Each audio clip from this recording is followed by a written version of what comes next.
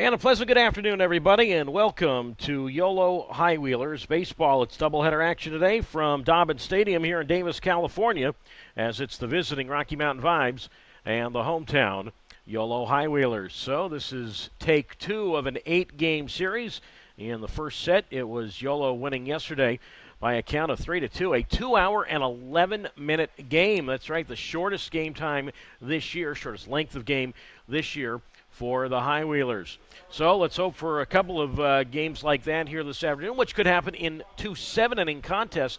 Again, this is doubleheader action, one of two doubleheaders in this series to make up from the light issues we had here back in May, which didn't allow us to play that entire series. So game one, which will get underway in a few minutes, will feature for the Rocky Mountain Vibes right-hander Carlos Lomelli. 3 wins, 2 losses, a 5.45 ERA. Yolo will counter with left-hander Dawson Lane. He's 0-3, 7.16 earned run average. This will be Dawson's 7th appearance, all as a starter. Meanwhile, game two for Rocky Mountain, left-hander Kelsey Ward at 1-1, and Yolo will go with right-hander Noah Lewis, who will make his first start with Yolo. No wins and no losses, and a 1.32 earned run average. So that is the scene here today, as we welcome you on YouTube Live and also on Flow Sports. So a nice hot day for baseball for this 2 o'clock Pacific time first pitch here from Yolo County. All right, let's go right to the starting lineups first for the visiting Rocky Mountain Vibes.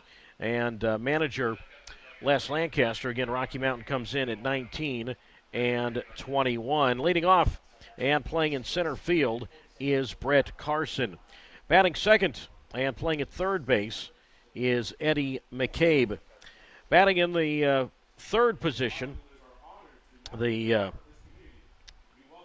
soon as my lineups come back up, batting third and playing right field is Steven Rivas. Batting cleanup, the second baseman, Josh Day.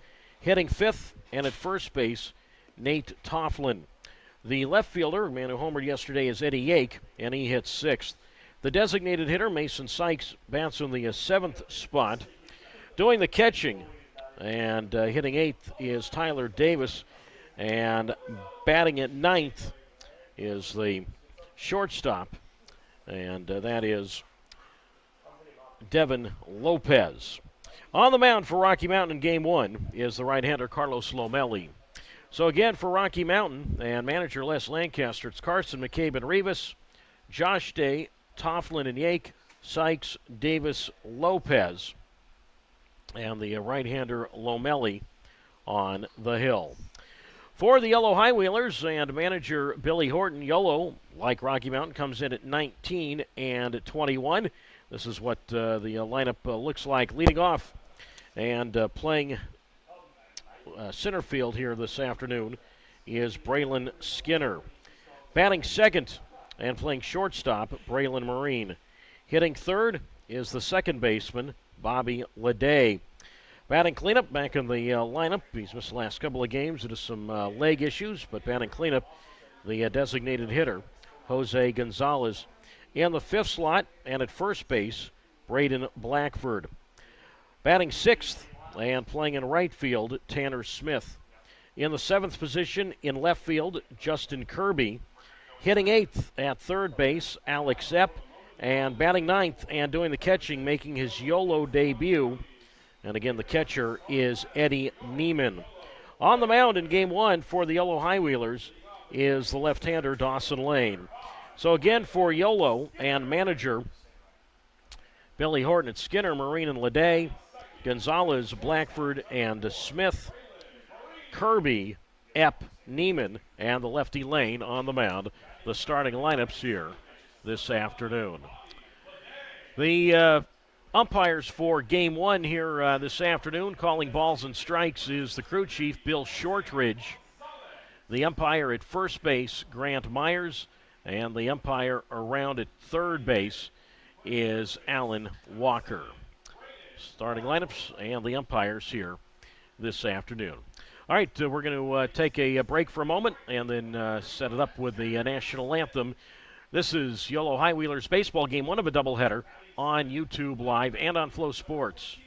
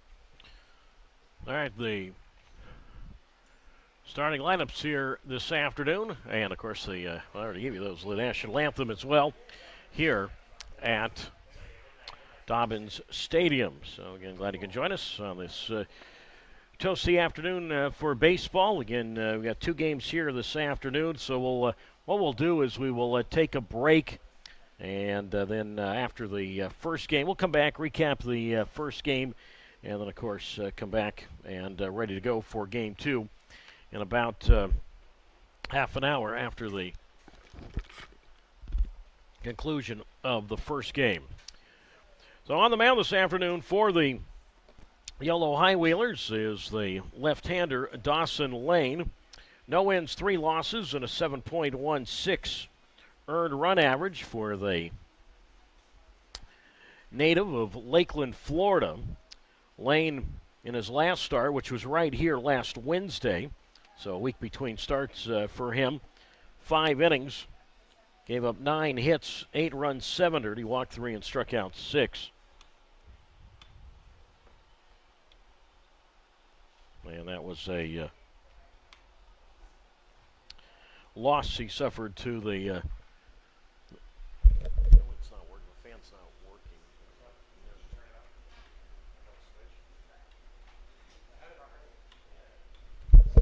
and that was a loss to the Oakland Ballers. So Lane getting the start here this afternoon.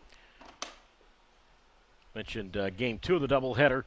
It'll be for Rocky Mountain left-hander Kelsey Ward, and for Yolo right-hander Noah Lewis. So we are set to go here this afternoon. Again, this doubleheader, and of course the doubleheader we're going to play here on Friday because of the several postponements we had because of light issues here back in May. We already made up one of those doubleheaders later in that series, so making up 2 more here this series. Brett Carson leads it off, and here we go as Dawson Lane kicks in the first pitch of the ball game. Down the middle, strike 1. No balls and 1 strike to count. We're underway at 2:06 this afternoon. 102 degrees. First pitch here from Davis. The 0-1 to Carson, who swings, hits one right up the middle off the mound and through into center field. And a base hit for Carson to get things cooking here this afternoon. Carson coming in at .333 with 5 homers and 36 runs batted in. So Carson is aboard. Carson, in terms of stolen bases this year, 14 of those to lead Rocky Mountain. He's been caught 3 times. So now it's Eddie McCabe, the third baseman, who comes up.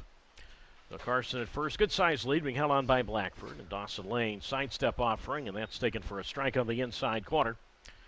And the count's no balls and one strike to McCabe. Eddie McCabe bats .265, one home run, 24 RBIs. As Lane sidestep again from the set, and that's taken for a strike on the outside corner. No balls and two strikes the count to the third baseman in McCabe. Facing Dawson Lane. 4 and a 2-seam fastball, a curveball, a changeup for Lane. No ball, two-strike pitch, and that is low ball one. And the count's at 1 ball and 2 strikes from Lane. So Lane, who grew up in the sweltering heat and humidity of Lakeland, Florida, now today pitches in just the sweltering heat. You know, the old expression, it's a dry heat. It's not all that bad, right? The 1-2 pitch, and that's low and in ball 2. And the count to Lane is the count to McCabe is at 2 balls and 2 strikes. So again, Lane mentioned 5 innings in his last start, allowed 8 runs. It's the most he's given up this year. 7 of those were earned. Second time he's allowed 7 earned runs in a game. Both have been against Oakland. 0-3 record. All 3 of Lane's decisions have come against Oakland this year. The 2-2 to McCabe, and that's up and away, ball 3. So now 3 balls and 2 strikes, and we'll see if Carson takes off here. With McCabe sporting pink batting gloves and pink cleats. A little bit of pink in that Rocky Mountain uniform, which we'll talk about in a moment. 3 balls, 2 strikes. Pitch, Carson doesn't go, and McCabe swings and misses. High fastball, strike 3. And he is out, so McCabe is the first out here this afternoon. Obviously, 1 out, and now it's Steven Rivas, the team leader in home runs with 13 this year, the team leader in RBIs with 60, and he digs in at 345, second highest average on the team behind Josh Day's 360. So Carson still at first, middle infield looking to turn 2. And the pitch swung on, and that's blooped toward left center field. That's going to get down a base hit. Carson will get as far as second. And Rivas has a single as the left fielder Kirby gets the ball in towards second. And it's first and second now with 1 out. No score, and here is the team's leading hitter in Josh Day at .366, 9 home runs, 35 RBIs. Day 1 for 4 yesterday. So Lane, even though we saw Rocky Mountain earlier in the year, this is his first appearance against the Vibes. So Carson's at second, Rivas is at first, no score. And Dawson Lane delivers, and that's taken outside ball 1. 1 ball, no strikes. Now Lane was supposed to have started the second game of that series against Rocky Mountain, but because we had the suspension of opening night, we came back the next day, played the final 4 innings, but Lane did not pitch in the resumption of that game. The 1-0 pitch, breaking ball, swing and a miss, strike 1. 1 ball, 1 strike, no score. Top of the first, Yolo and Rocky Mountain. And then we had, of course, so no regularly scheduled game on that Wednesday. So Lane, as I said, didn't pitch then, and then we were postponed Thursday, Friday, Saturday. A line drive foul right side, strike 2. 1 ball, 2 strikes, no score. Top of the first, Yolo and Rocky Mountain. And then we played that doubleheader on that Sunday. And Lane did not pitch in that doubleheader. The High Wheelers just stayed on what would have been the regular rotation. The 1-2 today, swing and a miss, strike 3. Fastball down and in, so it's been so far single, strikeout, single, strikeout. So 2 out, top of the first, and now Dane Tofflin comes up. Tofflin at .333, 10 homers, and he has 36 RBIs. So that's why Lane didn't see Rocky Mountain. Of course, they haven't seen Rocky Mountain since then. So runners at first and second. Third baseman at back of the bag, just off the line.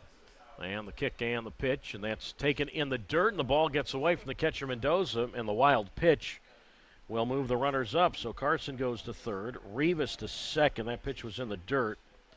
So the wild pitch there moves the runners up.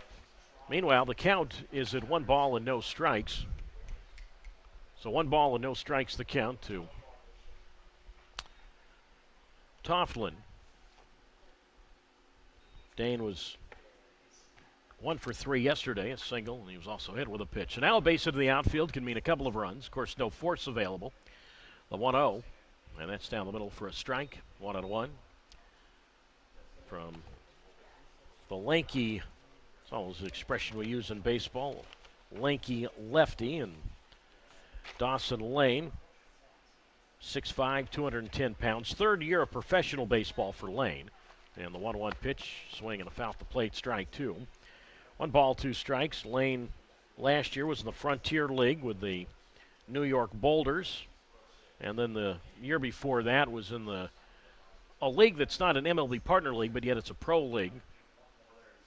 United Shore Professional Baseball League, which has, or United Shore Baseball League, Pro Ball, which has all its teams play in one stadium in Utica, Michigan, all 4 teams. The 1-2 just off the plate, ball 2 to Tofflin.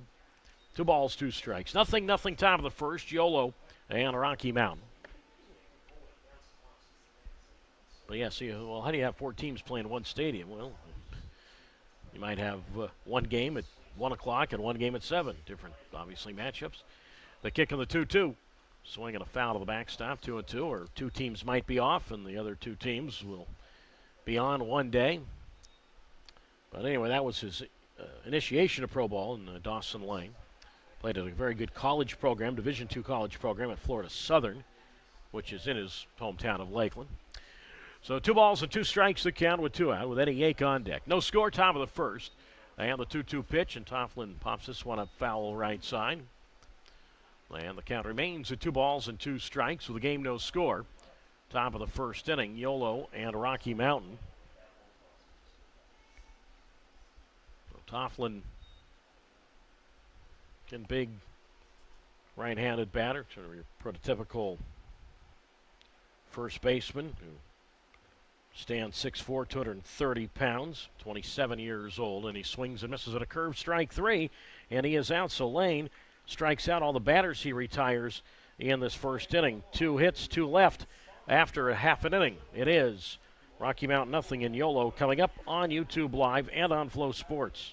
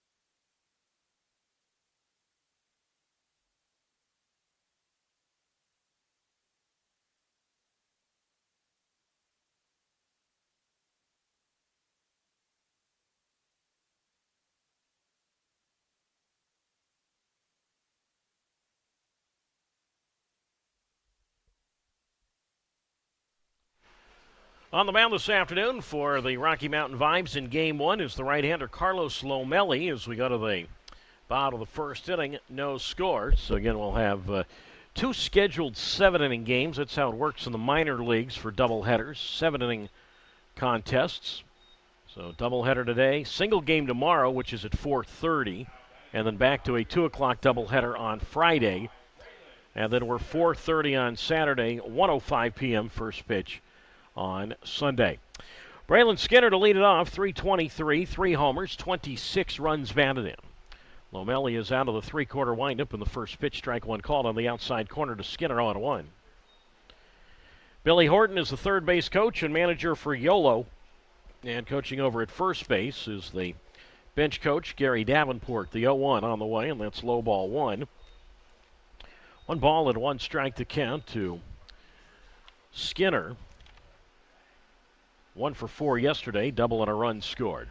Nothing, bottom of the first. Lomelli, who went to college in Northern California, delivers. Swing, ground ball by Skinner in the center, a base hit. Ball just to the left of the shortstop Lopez, and in the center for a base hit. So Skinner is aboard to get the Yolo afternoon going. So each leadoff batter has singled to center.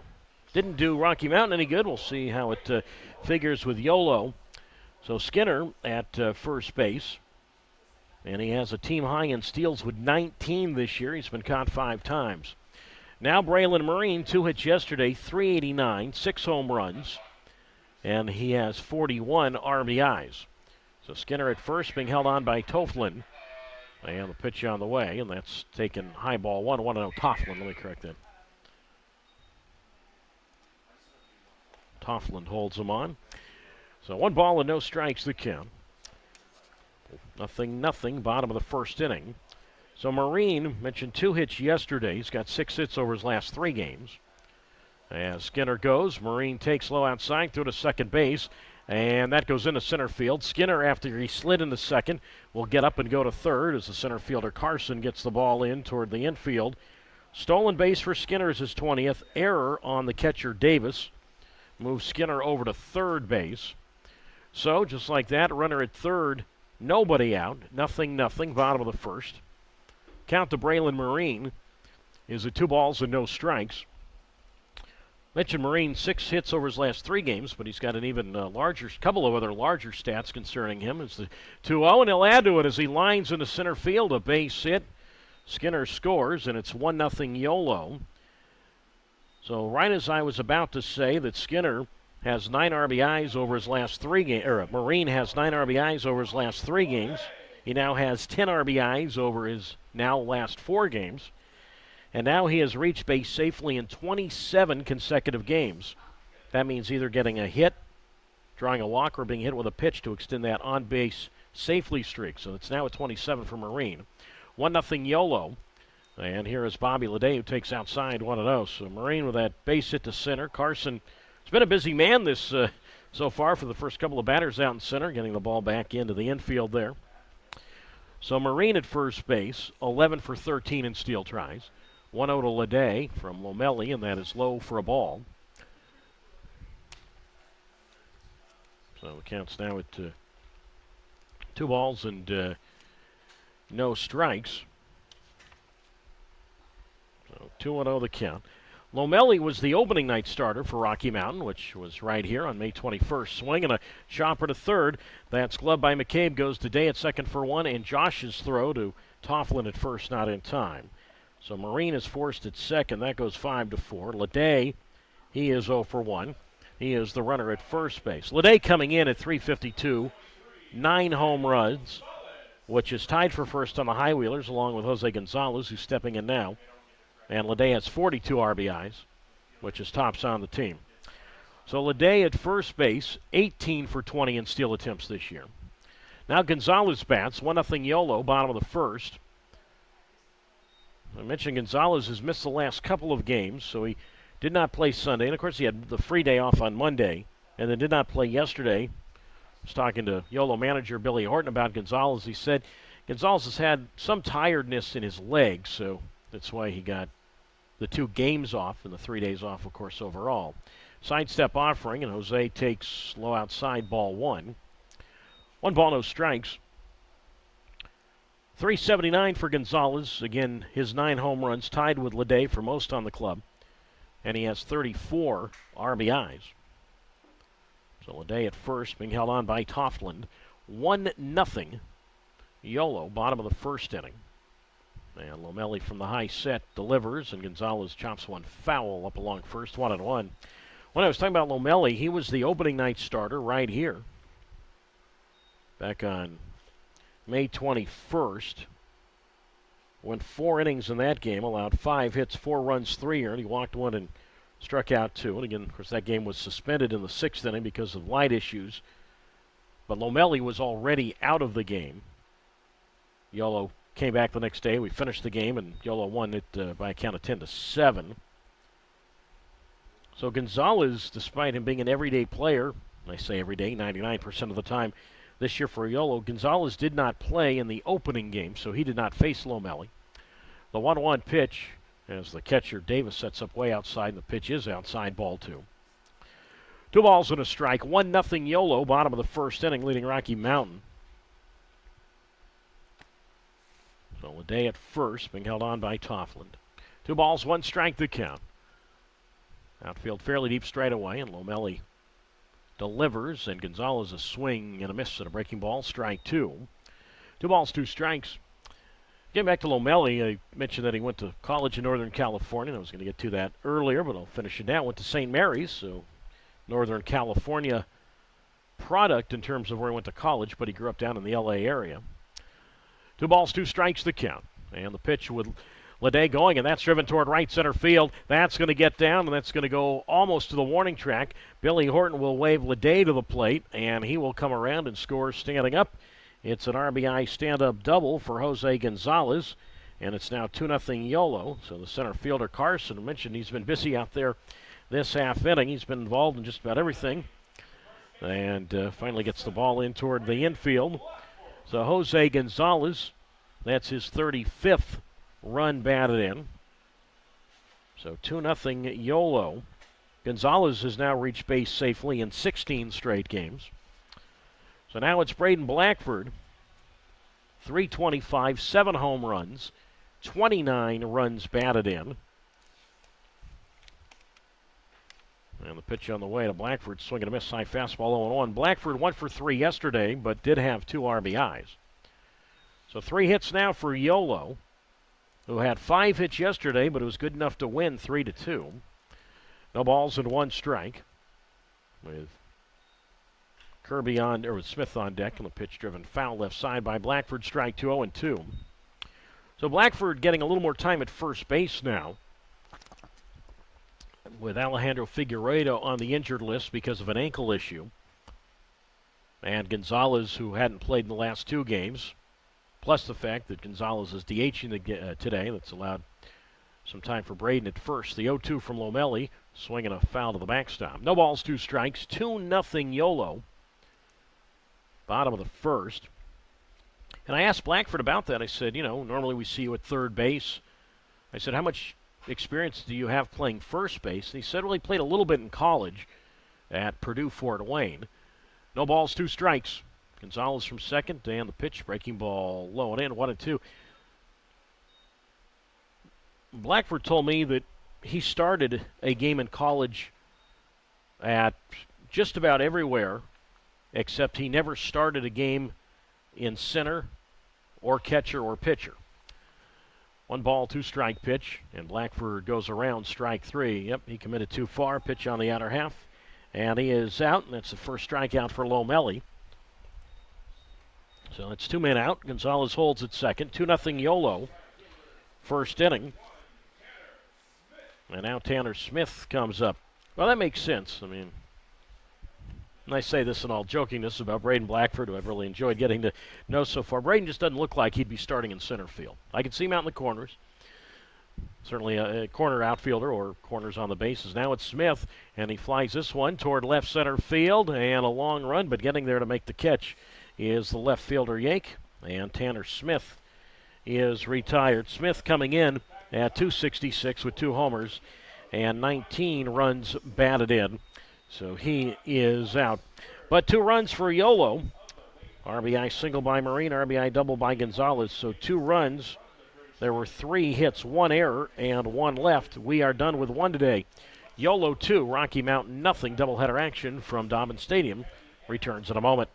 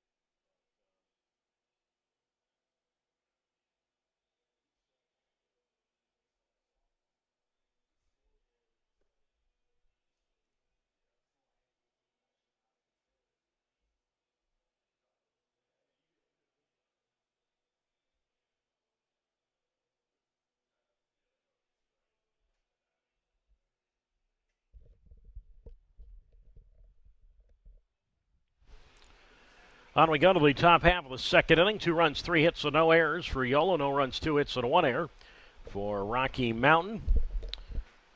So I guess all these streaks I was talking about put to bed in the first inning tonight. Or not put to bed, but I should say continued in the first inning. Marine with that RBI single, 27 straight games in which he's reached base safely. Jose Gonzalez, the RBI double. Now Jose with 16 straight games in which he's reached safely. Eddie Yake leads it off. He homered yesterday, his first homer of the year, and he takes inside from Dawson Lane, ball 1-1-0. Lane right back, and Yake swings and rips this one in the center, a base hit. So Yake, leadoff hit for him. Well, Yake coming into this afternoon, 343 with a homer and 20 runs batted in. So Yake this year, 8 steals. He's been caught once, so he'll be held on by Blackford. And now it's Mason Sykes. So Yake, Sykes, and Davis, 6, 7, and 8 to face Dawson Lane. It is 2-0 Yolo. Top half of the second inning. So Sykes bats. Yake at first, the pitch to Sykes, the possible tying run inside, ball 1-1-0. For Sykes, 298, 2 homers, 17 RBIs. One of those 2 homers was here in May. 1 ball, no strikes. And Dawson Lane, sidestep pitch, and that's in the dirt, ball 2. And the count moves now to 2 balls and no strikes to Sykes. Sykes and his Rocky Mountain teammates in the button-down gray shirts, gray pants. Rocky Mountain in big pink letters spelled across the front. Swing, ground ball towards second. Diving effort by the second baseman, Leday, to his left, can't get it. Ball goes into right field, and hustling first to third is Yake. And Sykes has an opposite field single to right as the right fielder Smith gets the ball in towards second. 4 hits now for Rocky Mountain. Each team with 4 hits. Let me correct that. That is not the case. Yolo has 3 hits. Rocky Mountain has 4 hits.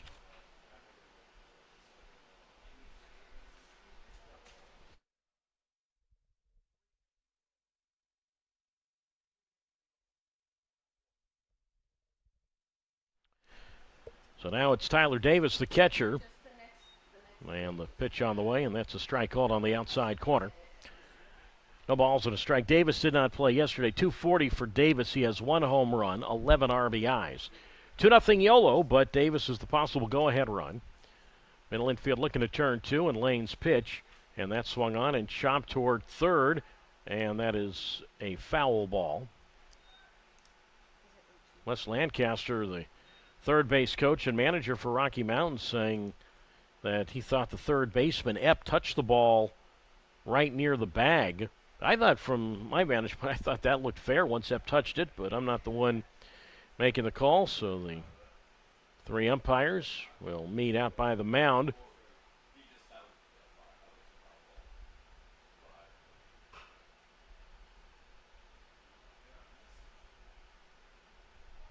Really wasn't much of a meeting, and Bill Shortridge saying it's foul ball. It's Bill Shortridge's call in a 3-man setup. The home plate umpire's calling a 3-man setup with runners at the corners, that is.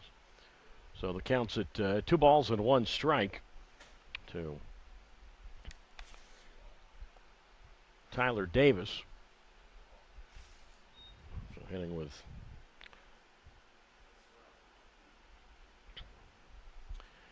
nobody out. The kick of the 2-1, and that's foul to the backstop, strike 2. So 2 balls and 2 strikes.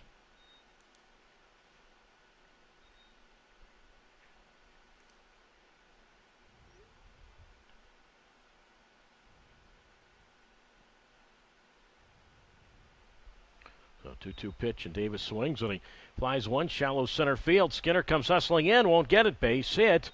And in from third to score, standing up is Yake. Sykes moves first to second, standing up. And Tyler Davis, a single to center, give him an RBI. 3 straight singles now, equal a run for Rocky Mountain. So now 2-1 Yolo. So Tyler Davis, RBI for him is his 12th. And here is the shortstop, Devin Lopez, a 244, 2 homers, and 15 runs batted in.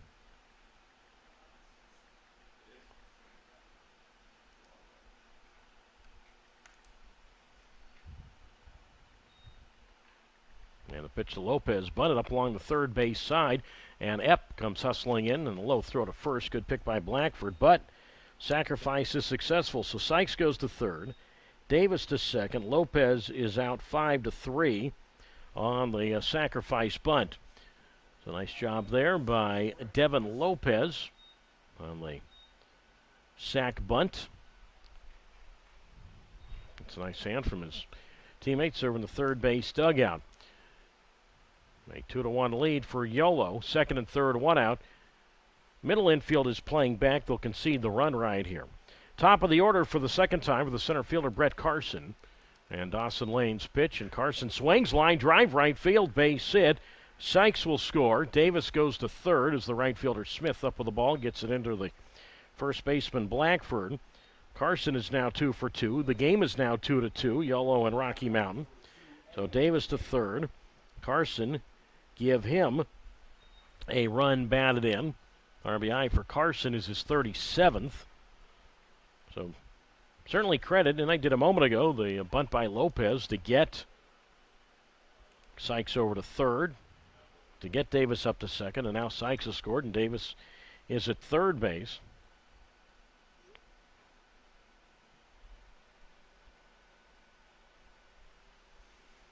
And now it's McCabe.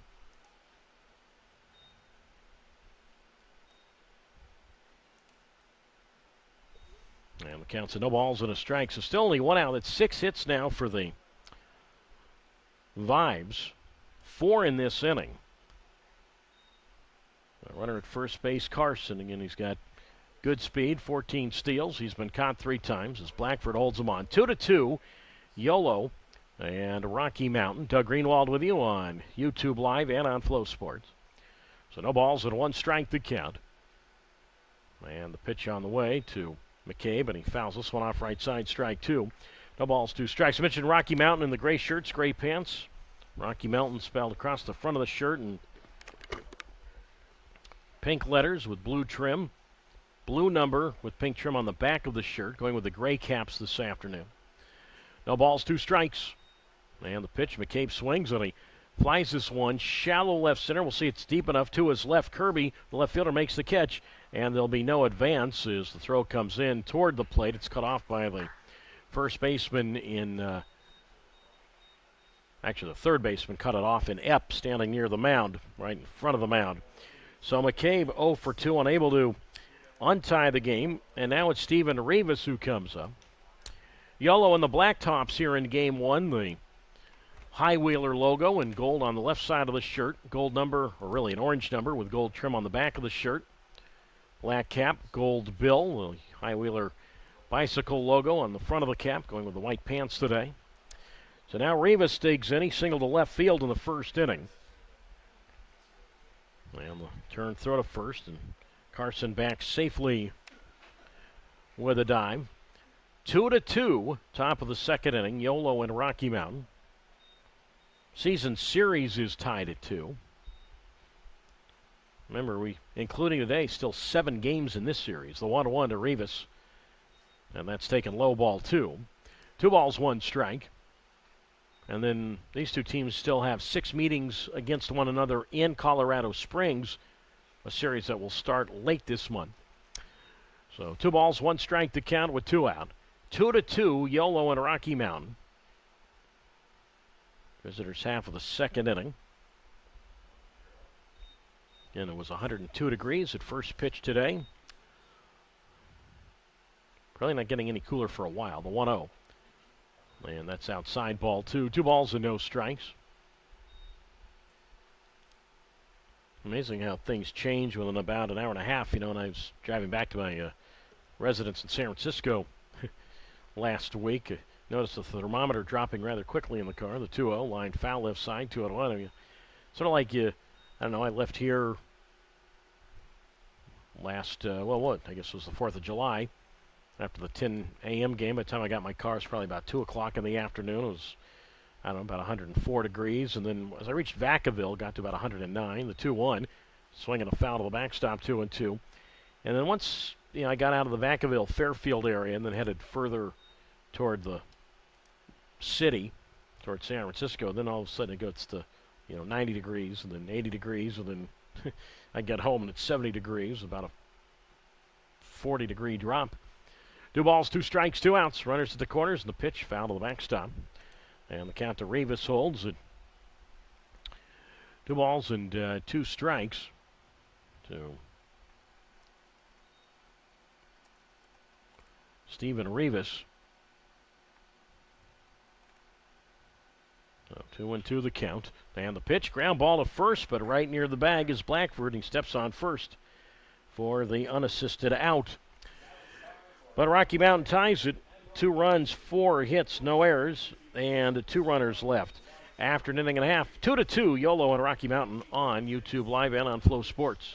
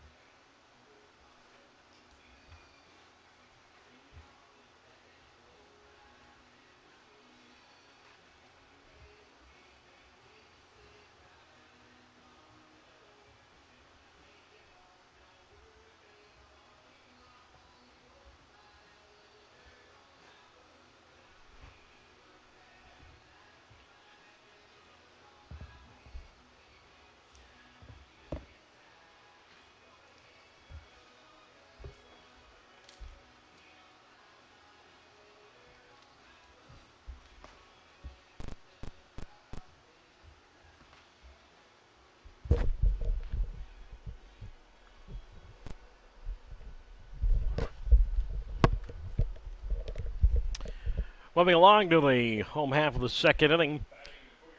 2-2, Yolo and Rocky Mountain. Doug Greenwald with you on YouTube Live and on Flow Sports. Bottom third of the Yolo order coming up in Justin Kirby. So it'll be Kirby, Epp, and Neiman face the right-hander, and Carlos Lomelli, who has a new lead with which to work. Not a lead, but a new game with which to work, with the game being tied. The pitch to Kirby is taken for a strike on the outside corner.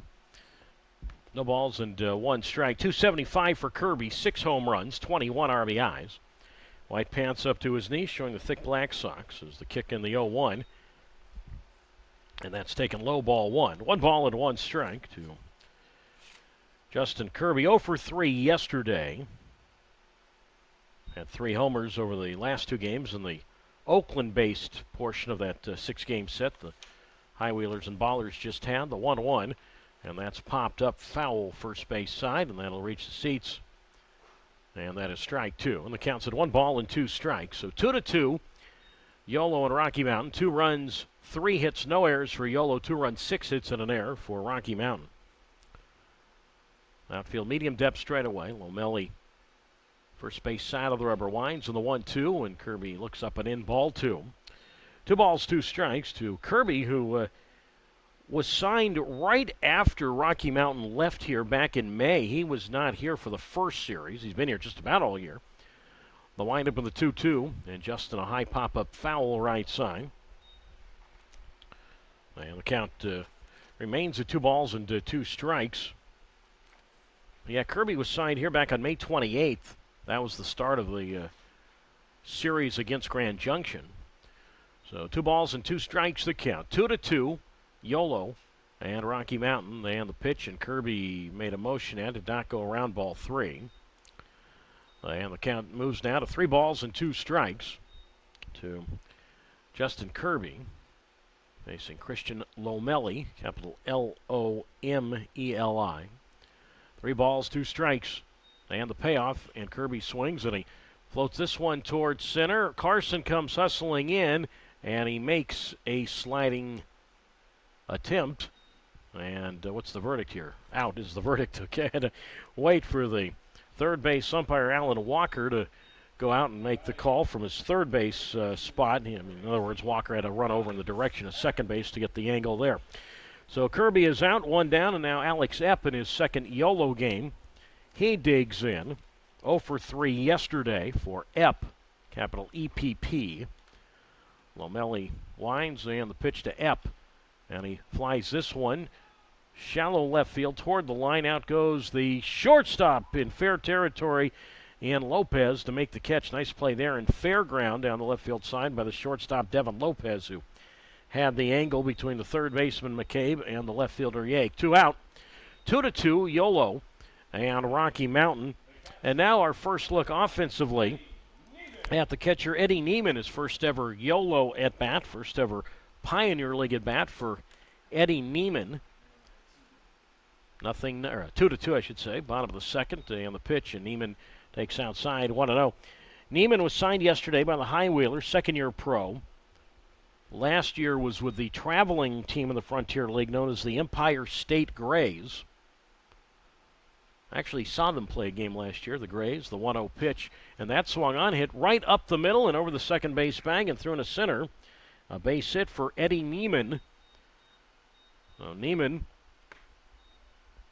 now batting 1,000 for the Yolo High Wheelers. So Neiman a single to center. And that is hit number 4 now for Yolo. And now for the second time in as many innings, Yolo will go to the top of its order for the center fielder Braylon Skinner. So Neiman at first, being held on by Toftland. 2-2, Yolo and Rocky Mountain. Bottom of the second, and the pitch, and a breaking ball taken for a strike 0-1. I remember seeing, who knows, I might have seen Neiman play in that game last year. I can't remember, but I did see the Empire State Grays play a Frontier League game last year against the Windy City Thunderbolts, a team that played south of Chicago, went to the game near Chicago. I couldn't see Empire State play at home. They were a traveling team. Pitch on the way is low ball 1-1. I remember after that game, it was a game that lasted like an hour and 55 minutes. I remember after that game, the two teams got in a fight. It was like a bench-clearing brawl right after that game. I guess the game went so quickly they needed to fill time for the fans afterwards, so the two teams somehow went at it out by the mound. 1 ball, 1 strike. And the pitch from the set, and Skinner takes, and that's low ball 2-1. I'll have to ask, I met Neiman real briefly yesterday after the game, so I'll have to ask him if he played in that game or might have been present for that game last year. Skinner singled, stole a base, and scored in the first inning. 2-2, bottom of the second. And Lomeli from the set kicks and delivers, and that's grounded foul up along first. And the count's now at 2 balls and 2 strikes with the game 2-2. Bottom of the second, Yolo and Rocky Mountain. So Neiman the runner at first base. And pretty good sized lead. Toftland stands right between the bag and where Neiman is leading. And the 2 ball, 2 strike pitch from Lomeli. And that's tapped foul back of the plate. And the count holds the Skinner at 2-2. So far in this series, and I realize we have another game today, but so far through the first now 2 games, we get to see Kirkland Banks, who we normally see at third base or various spots around the diamond. You know, Kirkland had that grand slam the other day. He probably thinks, I got enough RBIs for the week. The 2-2 pitch, swinging a pop-up foul left side, 2 balls and 2 strikes. But anyway, we get to see him here so far for the first now couple of games. Well, of course, this game's not over yet. Doesn't mean we can't see him later in this game. So 2 balls and 2 strikes the count. From Lomeli. Big hole in the right center. Right fielder and Rivas well off the line. And the 2 ball, 2 strike pitch and a swing and a miss. High fastball, strike 3. And Skinner is out. Second strikeout for Lomeli. Shutdown inning for Lomeli. 1 hit, 1 left after 2 in game 1. 2-2. Yolo and Rocky Mountain on YouTube Live.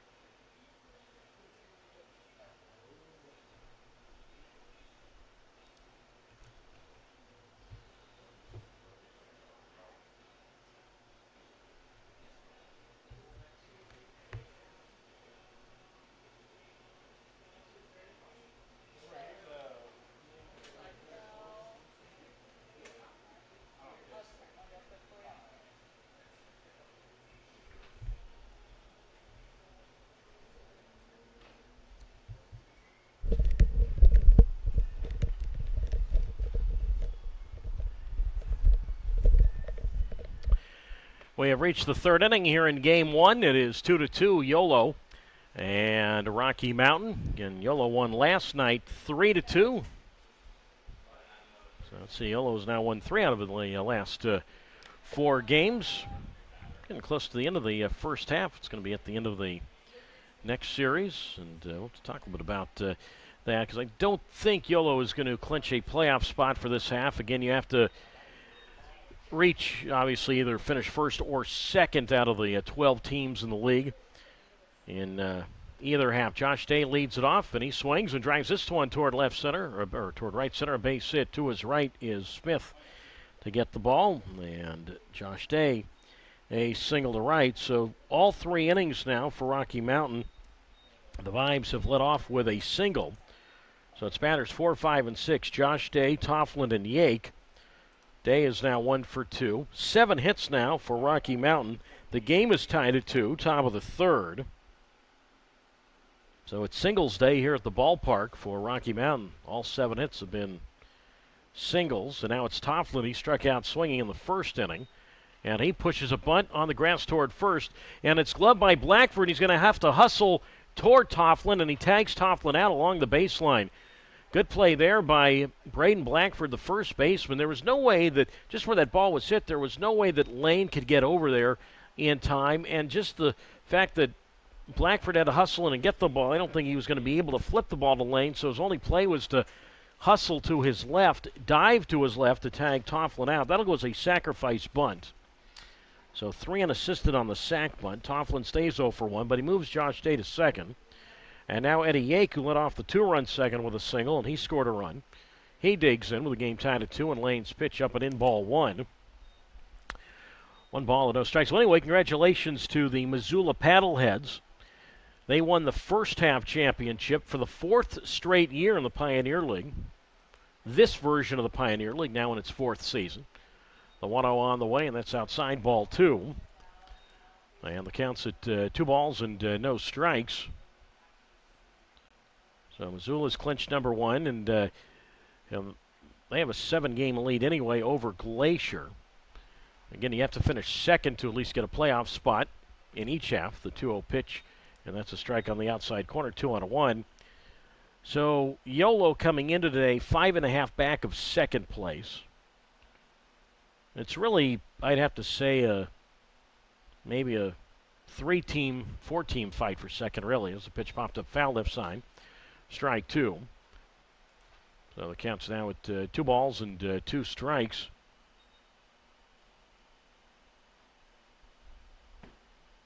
So it'll be at the end of, actually the end of Sunday will be the halfway point. End of this Sunday will be the halfway point.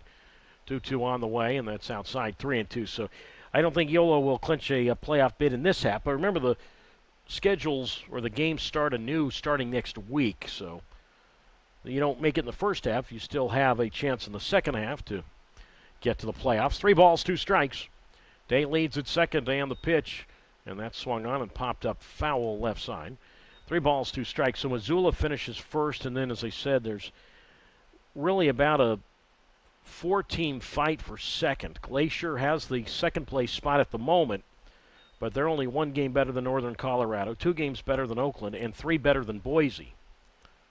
So those teams still with a chance to clinch a first half playoff spot. The kick in the 3-2. Swing and a high pop-up foul left side.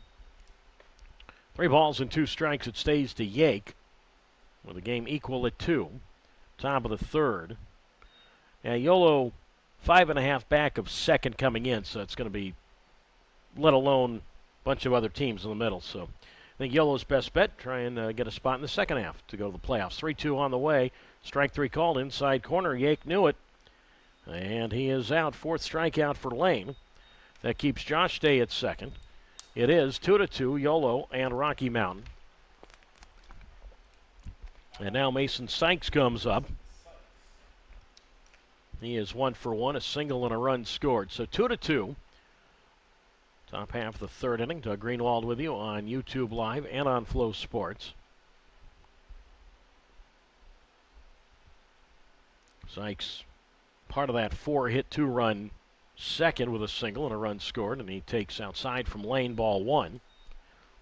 And the count's a 1 ball and no strikes from Dawson Lane, who had a long visit with him the other day we were over in Oakland, the 1-0.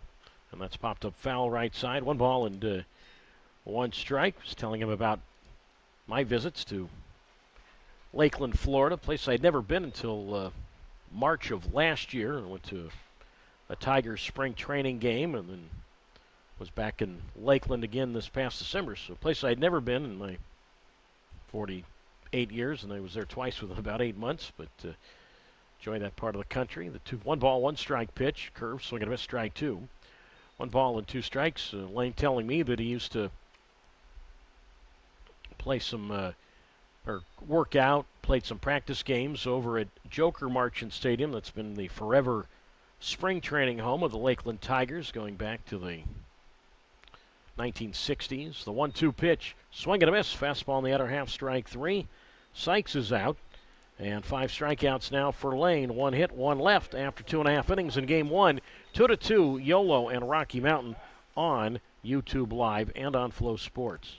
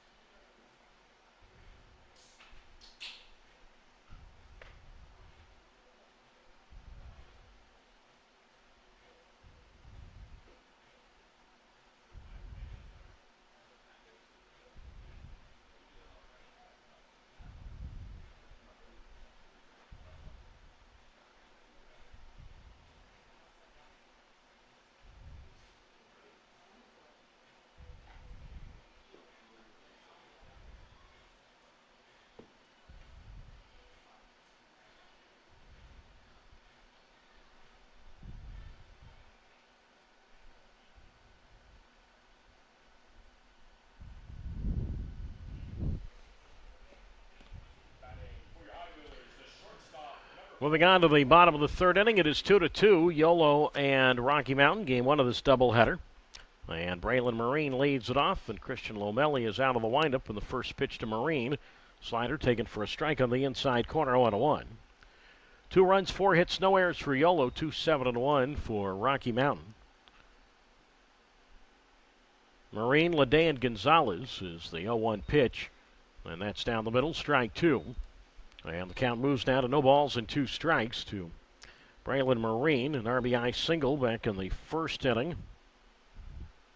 Again, Marine now 10 RBIs over his last 4 games, the 0-2, and he takes low ball 1. And the count's at 1 ball and 2 strikes, facing Christian Lomelli. Big hole out of right center, the kick in the 1-2. And Marine looks at strike 3 on the outside corner. And he is out. Nice breaking pitch there. Got the outer half of the plate. Third strikeout for Lomelli. 1 down. Bottom of the third inning. It's Yolo 2, Rocky Mountain 2. And now Bobby Lede will come up. Lomelli's 25 years old, 6'2", 195 pounds. Originally from Bellflower, California. That's near Long Beach. Mentioned went to college, though, in Northern California at St. Mary's over in Moraga. Lede 0 for 1. He has scored a run, and he takes low ball 1. 1 ball, no strikes. Lomelli won his last start. No, he didn't. Let me correct that. The last game he won was June 15th. That wasn't his last start, though. The 1-0 pitch. And that swung on and blooped out toward shallow left, and out goes the shortstop Lopez, and he snags it right over his gray cap. 2 down. And here is Jose Gonzalez. Yeah, his last win was June 15th at Oakland. His last appearance was at home against Ogden. He lost that game 9-1. Lomelli in that one went 6 innings, gave up 10 hits, 5 runs, 4 earned. No walks, and he struck out 1. Now Gonzalez, and he takes low ball 1.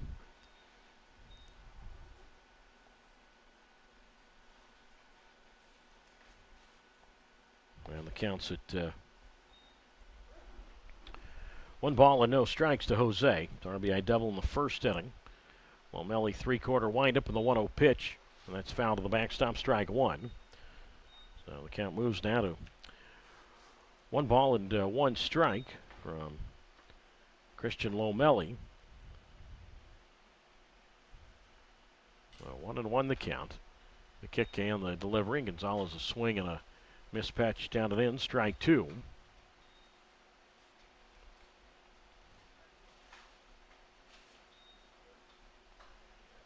So 1 ball and 2 strikes the count from Carlos Lomelli. And the pitch on the way, and that's low and in, ball 2. 2 balls and 2 strikes. Lomelli went to St. John Bosco High School, well-known sports school down in, well, I'm sure academics as well, down in the L.A. area. Lomelli does have several years of, or a couple of years at least, of affiliated experience in the Pittsburgh system. The 2-2 to Gonzalez, inside ball 3, 3-2. Lomelli was at Low A Bradenton in the Florida State League the last couple of years, and then let go midway through last season and picked up by Rocky Mountain. The 3-2 pitch, and Gonzalez takes, and that's low inside, ball 4. So he draws a walk. He's on base for the second time. Mentioned earlier that Gonzalez extended his on-base streak earlier with a double, so 16 straight games in which Gonzalez has reached base safely.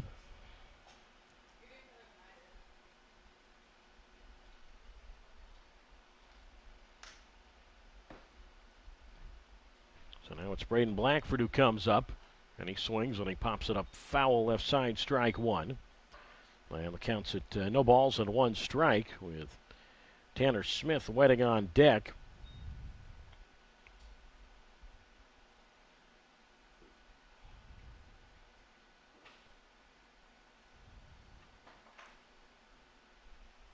Oh, and 1 the count. Big hole out of left center field.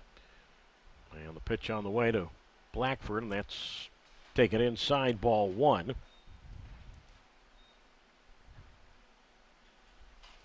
And the count's now at 1 ball and 1 strike. So 1-1 the count. Blackford, a strikeout victim, swinging in the first inning. Big hole out of the right center. And the 1-1 pitch on the way with Gonzalez at first, and it's taken outside, ball 2, 2-1. So Lomelli pitched for 4 seasons at St. Mary's. We'll include the pandemic year 2020. He still pitched 4 games. It's pretty much like a full season then. The 2-1 on the way, fouled to the backstop, strike 2. So the count's now at 2 balls and 2 strikes from Lomelli. So last year, Lomelli with Rocky Mountain pitched exclusively out of the bullpen, 13 games. Again, all as a reliever a year ago without a decision as a Rocky Mountain pitcher. Bradenton last year, 5-2 in the Pirates chain. Blackford swings and chopper on the grass toward first, and the first baseman, Tofflin, can't come up with it cleanly. It'll be an error on Tofflin. He tried to shorthand that ball, tried to pick it, and then scooped it. And I thought for a moment that maybe he was going to inadvertently scoop it to Lomelli, who probably would have had the angle going to first, but the ball went over Lomelli's head on the infield grass. So Gonzalez up to second. Error charged the first baseman, Tofflin. That's the second error against Rocky Mountain this afternoon. The Vibes committed 1 error yesterday.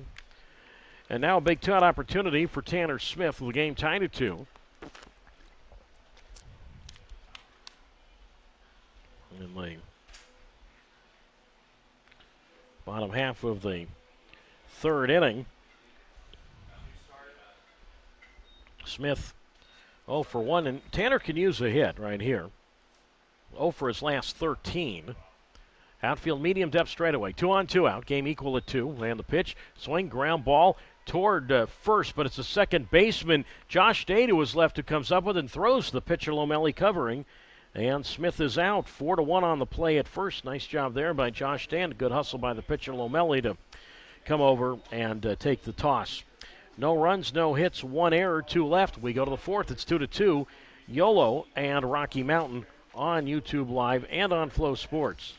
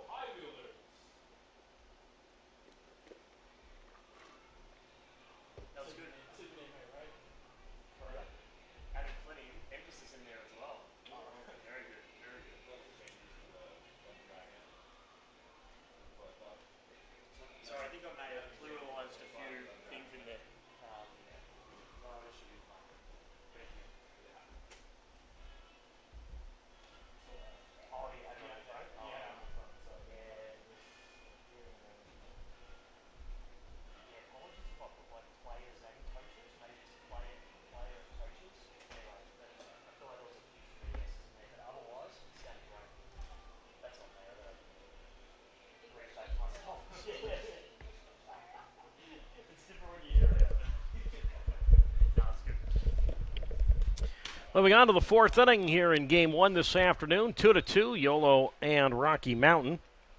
And the catcher Tyler Davis leads it off, and Dawson Lane's pitch. And Davis takes, and that's outside, ball 1. And the count moves to 1 ball and no strikes. Davis, Lopez, and then the top of the Rocky Mountain order for the center fielder Carson. Davis an RBI single to center in the 2nd. And Lane's pitch, and Davis drops a bunt foul up along 3rd, and the count is at 1 ball and 1 strike. Doug Greenwald with you on YouTube Live and on Flow Sports. Of course, we'll have coverage of Game 2 as well We're not just stopping after one game, folks. Come on. 1-1 the count. And Davis swings here and a tapper foul. 1-2 strikes to Tyler Davis, the Rocky Mountain catcher, who we did not see when Rocky Mountain was here back in May, because in large part Davis was finishing up his college days at Fresno State. The kick from Lane and the 1-2, and Davis a foul to the backstop. 1-2 strikes. I know I called one Fresno State baseball game back in March, and I'll have to see if Tyler Davis played in that game now. Now I got myself wondering on that. 1-2 strikes the count. And Dawson Lane delivers, and Davis swings, and he pokes this one into right field, and he's got himself another base hit. Ball picked up by the right fielder Smith. So Tyler Davis, yes, I did. So it's the second time this year I've called a game involving Tyler Davis, one at the college level and now at the pro level. See, Davis, the game that I broadcast filling in for Fresno State back in March, he was 0 for 3 in that one with a run scored. Well, he's made up for that right now. So Davis now 2 for 2. So now all 4 innings, Rocky Mountain has had its leadoff man reach specifically on a single. 2-2, Yolo and Rocky Mountain, top of the 4th inning. So now it's Devin Lopez, a sacrifice bunt back in the 2nd. Possibility of that here. Third baseman Epp on the lip of the grass, and Lane's pitch, and that swung on and poked down the right field side, foul, strike 1. No balls and 1 strike. 8 hits, by the way, for Rocky Mountain. Again, all 8 hits. They're adding to the singles total. All 8 hits for Rocky Mountain have been singles. Teams have combined for 12 hits, 11 singles of the 12 hits combined. Outfield shallow around to the right side. Turn throw to first, and Davis back safely with a dive. Might have to text my longtime friend Paul Leffler, longtime voice of Fresno State Athletics. Get a scouting report on Tyler Davis. The 1-1 pitch, low ball 2.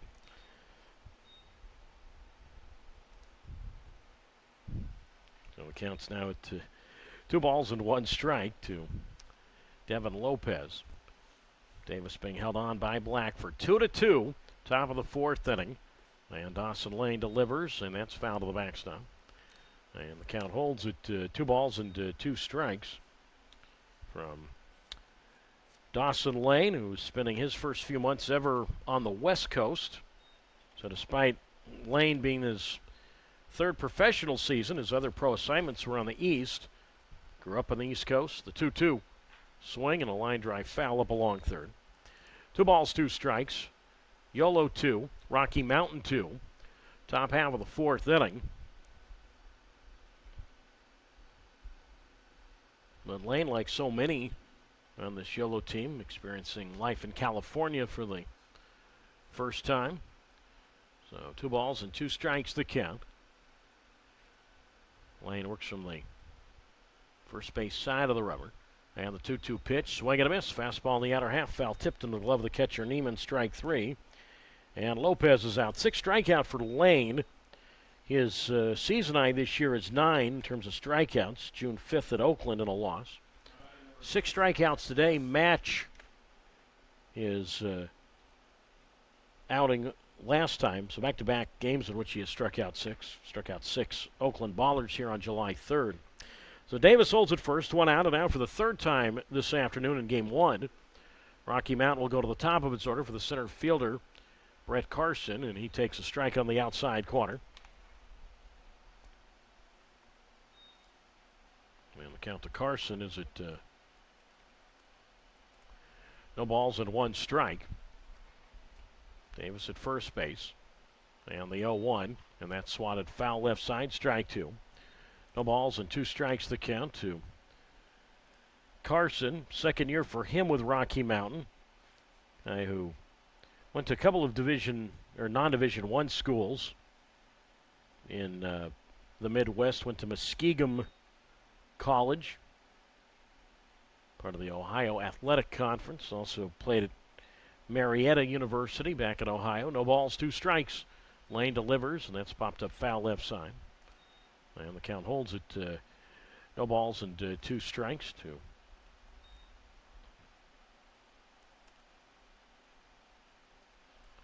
Carson.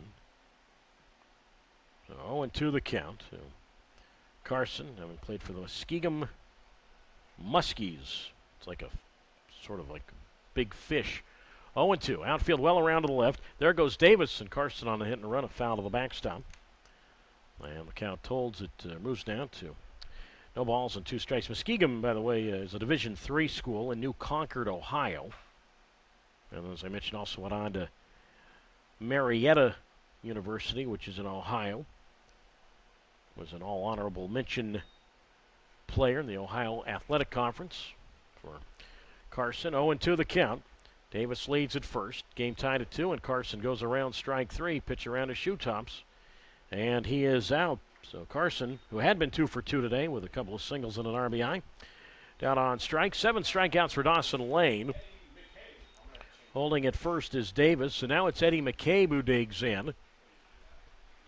2-2, Yolo and Rocky Mountain here in the top half of the 4th inning. Outfield medium depth and straight away. And Lane delivers, and that pitch is taken for a strike on the inside corner. And the count's at no balls and 1 strike.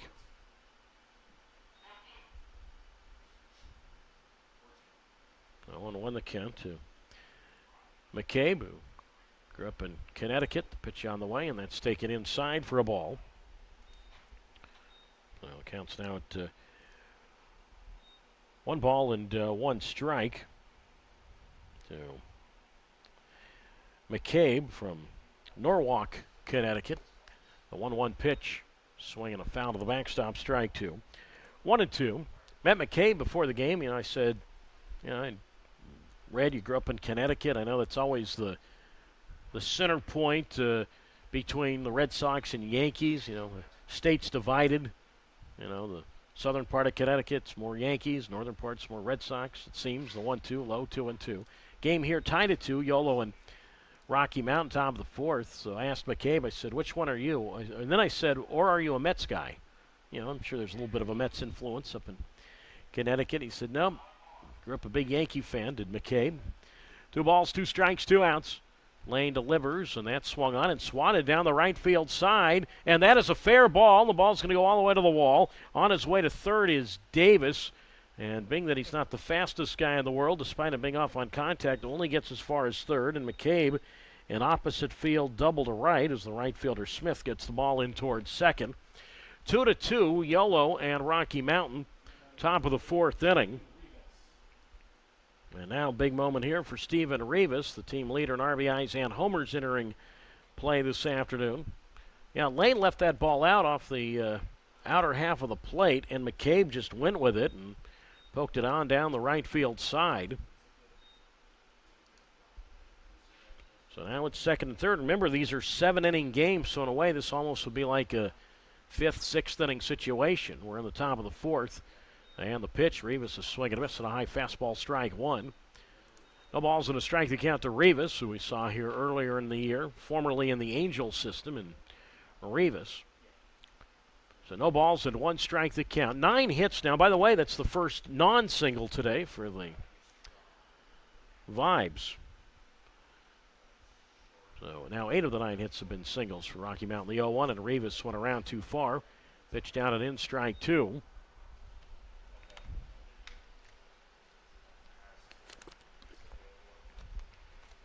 And the count's at no balls and 2 strikes to Rivas, who grew up around the L.A. area. Davis is at third. McCabe's at second. No balls, 2 strikes to count with 2 out.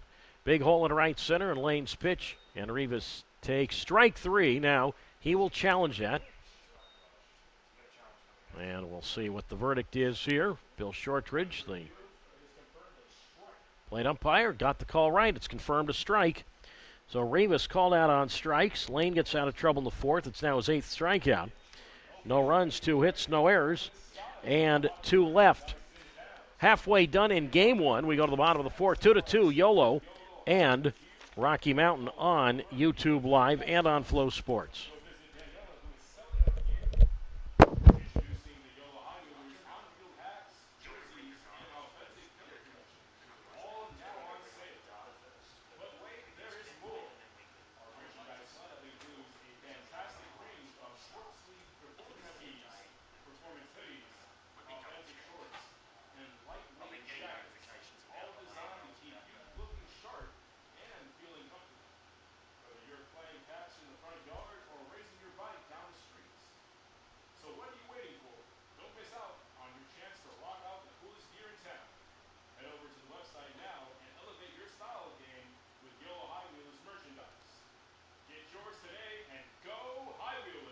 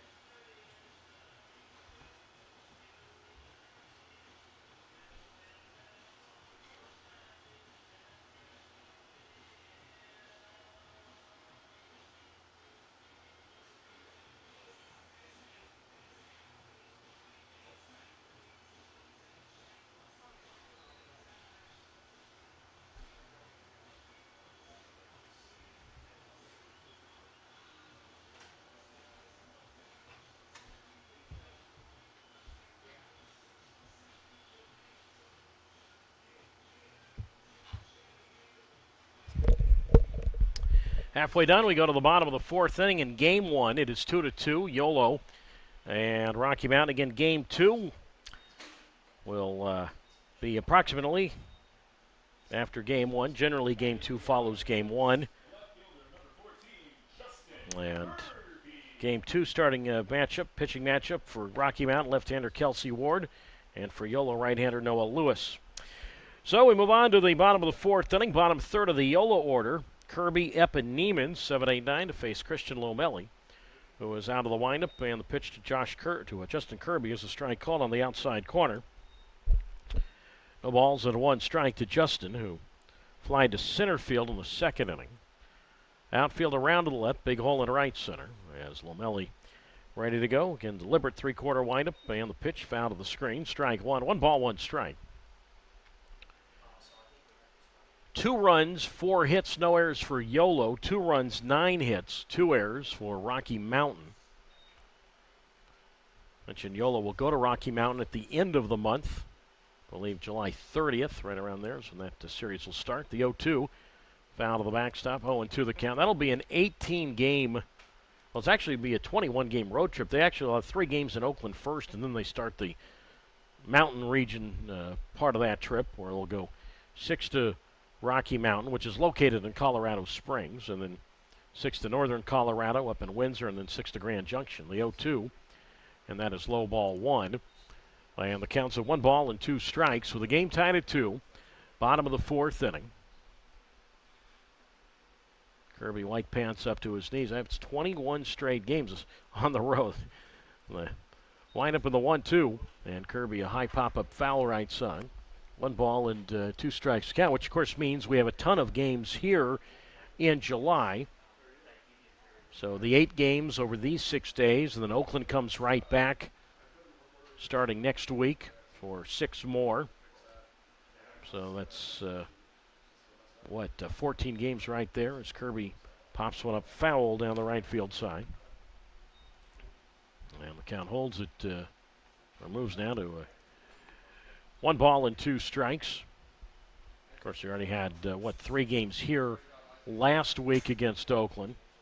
So a busy July here. So 1 ball and 2 strikes the count. And the pitch, and that's low and in ball 2. 2 balls, 2 strikes. Yeah, so the series next week against Oakland, that will actually be a... oh, that's right. That's kind of an unusual setup. It's different series. It'll be a Tuesday through Sunday. As the pitch on the way, swung on a missed strike 3, pitch on the inner half. And Kirby is out. Fourth strikeout for Lomelli. And now here is the third baseman in Alex Epp. That's right. The series next week will be the 16th to the 21st. Then the 22nd is off. And then Oakland comes right back. I say comes right back. I mean, they'll have that Monday off day, and then they're the 23rd through the 25th. So now it's the pitch on the way to Epp, and that's taken for a strike on the outside corner. And the count is at no balls and one strike. Epp popped a shortstop his first time. The windup by Lomelli and the pitch, and that's taken for a strike on the outside corner. No balls and two strikes. Let's see here. We have, including today, 7 more games in this series. And then Oakland, after this series, in for 9. The 0-2, and that's low ball 1-1-2. So 16 games at this ballpark, 16 straight games. And then the High Wheelers go to Oakland for 3 and then start the Colorado portion of that trip for 18 games. So a big cluster one place and a big cluster elsewhere. The pitch to Epp goes down for this one, comes up empty, strike 3, and he is out. 2 down. And now Eddie Neiman comes up. Yolo 2, Rocky Mountain 2. Bottom half of the fourth inning. This is Doug Greenwald. You're listening to the Yolo High Wheelers on YouTube Live and on Flow Sports. So now Eddie Neiman will come to the plate. And Neiman, 1 for 1. He singled to center in the second inning. Outfield medium depth and straightaway as Lomelli is out of the windup and the pitch, and that is outside, ball 1. 1 ball, no strikes. So I mentioned Neiman signed yesterday. Main position is a catcher, but can also play some first base. Went to Division II program at St. Leo University in St. Leo, Florida. That's roughly about 45 minutes to the east of Tampa. As the 1-1 pitch taken strike 2, or taken strike 1 on the outside corner, 1-1. 2-2, bottom of the fourth inning. Yolo Rocky Mountain. There's the 1-1 pitch, and Neiman swings and he flies one high to center field. Carson in the sun moving to his left. And the center fielder, Brett Carson, is there to make the catch. And the High Wheelers go 1-2-3 for the first time this afternoon. Nothing across. We go to the fifth in game 1. 2-2, Yolo and Rocky Mountain on YouTube Live and on Flow Sports.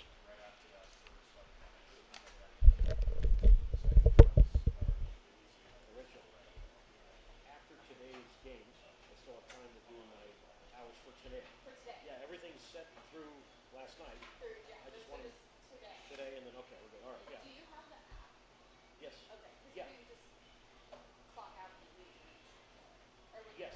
you're Yeah, because I filled it out. Whenever I fill it out, it automatically updates. done. Yeah, it's just, I think I have to submit it tomorrow morning. Okay, then we'll all be set after today because I can't fill out the hours yet for today. Right, Yeah. right. All right. Yeah. And then it should be pulled on the 15th. Yeah, everything else has been smooth ever since. So. And the bill.com is working for you all right? That I still have to submit, but Okay. I have the app for that. Okay. I finally met Tim last week, the payroll guy. Okay.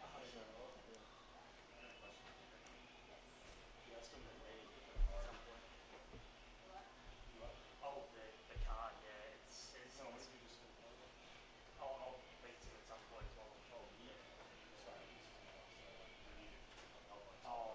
wow.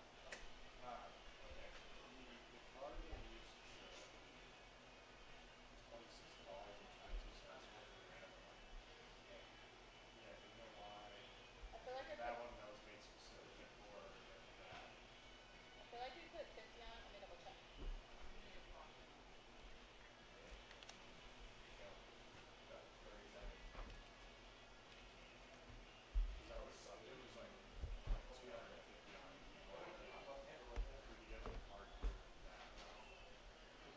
Yolo social media. We head to the fifth inning here in game 1, 2-2, Yolo and Rocky Mountain. Doug Greenwald with you on YouTube Live and on Flow Sports. 2 runs, 4 hits, no errors for Yolo. 2 runs, 9 hits, and 2 errors for Rocky Mountain. And the team that plays is based out of Colorado Springs. Where they play at, not sure if it's still known as Security Service Field or not. You know, I used to go in there for many, many years broadcasting for the Fresno Grizzlies. We'd go to Colorado Springs sometimes twice a year. Other times we'd maybe go once every other year. And the first pitch today, swinging a high, deep drive to left field. And this ball is gone. It just sneaked over the 10-foot wall. A leadoff homer for Josh Day. And on the snap of the fingers here in the fifth, it's now 3-2 Rocky Mountain. So Lane has yet to retire the leadoff batter here this afternoon. Every one for Rocky Mountain through now 5 innings is led off with a hit. And this is the biggest hit of them all, the home run for Josh Day. That's his 10th homer. 36th run batted in. So 3-2 Rocky Mountain, top half of the fifth. Remember, these are 7-inning games. And now it's Dane Tofflin. So Josh Day, Tofflin, and Yake, 4, 5, 6 to face Lane. Tofflin 0 for 1 with a sacrifice bunt to Lane's pitch. And that's outside, ball 1. So 1 ball and no strikes. Lane, that's the 5th homer he's given up this year. The kick in the 1-0. And Tofflin takes outside, ball 1, 1-1. It's 3:10 down the lines here at Dobbins Stadium. 385 to the gaps. And 4:10 to straightaway center. The 2-0 pitch. And Tofflin takes a strike on the outside corner. And the count's at 2 balls and 1 strike. 10-foot wall all the way around. Scoreboard here is located out in right center. 2 balls and a strike. By the way, the home run for Day, that's now the 10th hit for Rocky Mountain. There's a 2-1 pitch up and away, ball 3. 3 balls, 1 strike with a 3-2 Rocky Mountain lead. Top of the fifth. 10 hits now allowed by Lane. That's the most he has allowed this year. 3 balls, 1 strike. And the delivery, and Tofflin a home run cut and a missed strike, too. So 3 balls and 2 strikes. It's also the 4th time this year a Yolo pitcher has given up as many as 10 hits. It's, again, the most allowed by any Yolo pitcher. Ben Ferrer allowed 10 a few days ago at Oakland. I say a few days ago, July 6th. 3 balls, 2 strikes. And the payoff, Tofflin a pop-up foul down the first base side.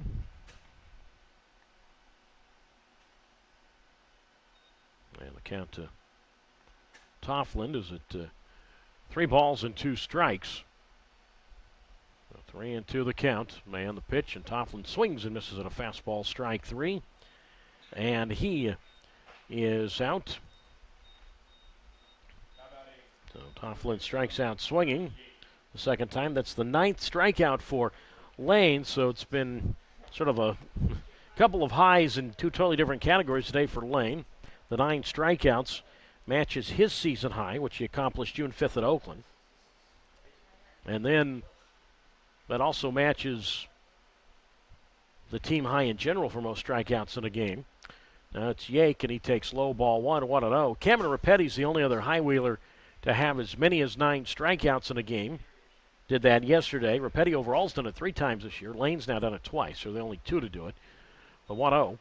And that's lifted in the air toward left. Kirby to his right will get there, and the left fielder Justin Kirby puts it away. 2 down, top of the 5th inning. 3-2 Rocky Mountain leading Yolo. And now Mason Sykes will dig in. And as I mentioned, Lane has allowed 10 hits. That's the tops, matches the tops for most hits allowed by a Yolo pitcher this year. So now Sykes bats, 1 for 2, a single and a run scored. So 3 runs, 10 hits, 2 errors for Rocky Mountain, 2-4-0 for Yolo. And the pitch on the way to Sykes, a fastball, swing and a miss, strike 1. And the count's at no balls and 1 strike.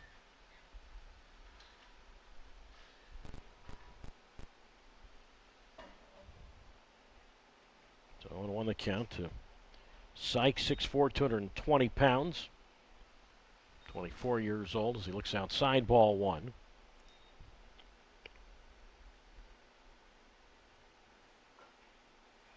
So 1 ball and 1 strike the count.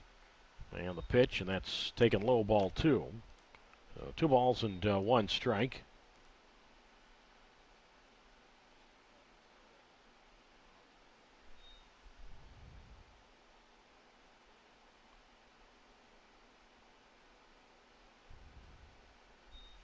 2-1 the count on the pitch, and that's driven deep towards center.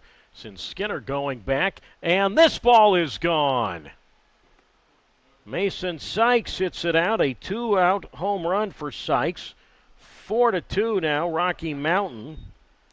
2 out of the 3 home runs this year for Sykes have been hit here.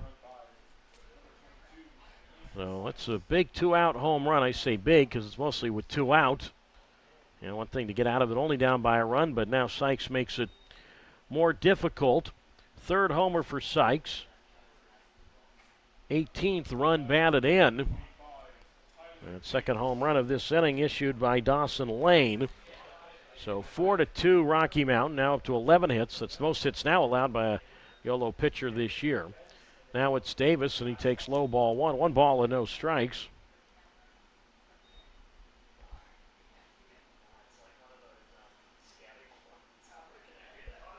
So 1-0 the count. And the pitch, Davis swings. Ground ball past the diving third baseman, Epp, on down the left field side. Epp might have deflected that ball. It goes up against the tarp, which will safely say not be used this afternoon. As the left fielder Kirby to his right grabs the ball in foul ground near that tarp, gets it in towards second. And Tyler Davis now 3 for 3 this afternoon. Got 2 singles and a double. And Jerome Williams, despite it being probably over 100 degrees here today, as he normally does, wears that black pullover, that hooded sweatshirt, and he's on his way to the mound.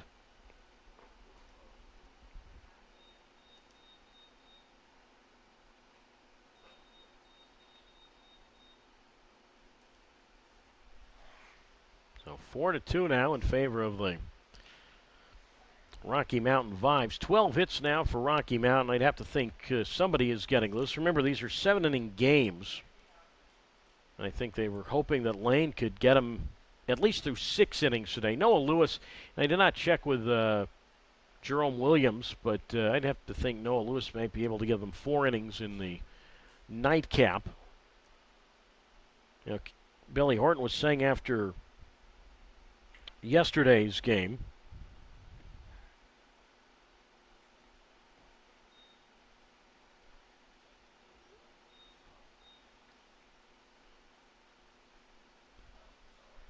that he was very happy about Cameron Rapetti getting through 7 innings yesterday with all these doubleheaders this week. So now it's Lopez, and he takes low ball, or apparently low in the strike zone, so right around the knee, strike 1. And the count is at no balls and a strike. So I think they're hoping Lane can at least get through 5 innings today. The 0-1 pitch, and that is outside ball 1 to Devin Lopez. So 1 ball and 1 strike to count. 4-2 Rocky Mountain, top of the 5th inning here in game 1. 1 ball and 1 strike to count. And Lane delivers, and Lopez swings and grounds this one foul up along third. 1 ball and 2 strikes. Again, cannot see either bullpen from here if anybody is warming up. So 1 ball and 2 strikes to Lopez, who was not with Rocky Mountain when they were here back in May. Lopez signed by Rocky Mountain last month. Finished his college career at Columbia College in Missouri, which is an NAIA program. 1 ball, 2 strikes, and the pitch, and that's tapped foul up along third.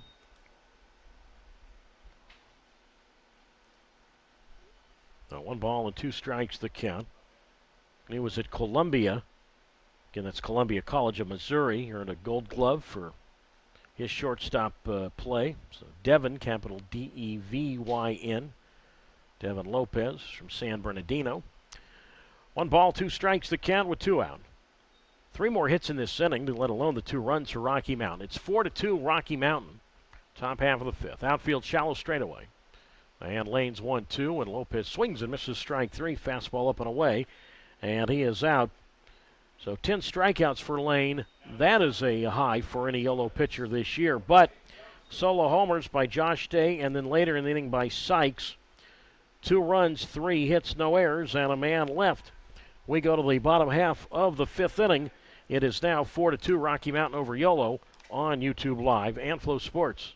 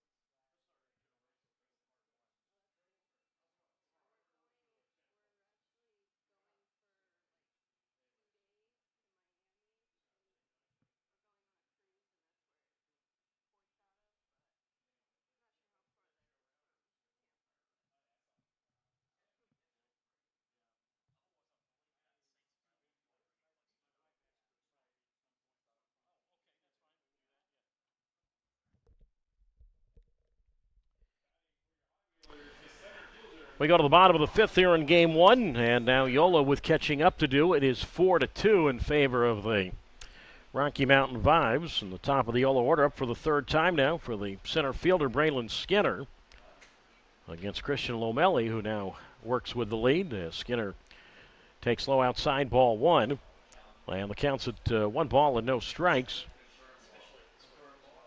Rocky Mountain is challenging that call, but it's been confirmed a ball. So we'll stick with that. 1 ball and no strikes. So Skinner, Marine, and Lede to see what the High Wheelers can do right here.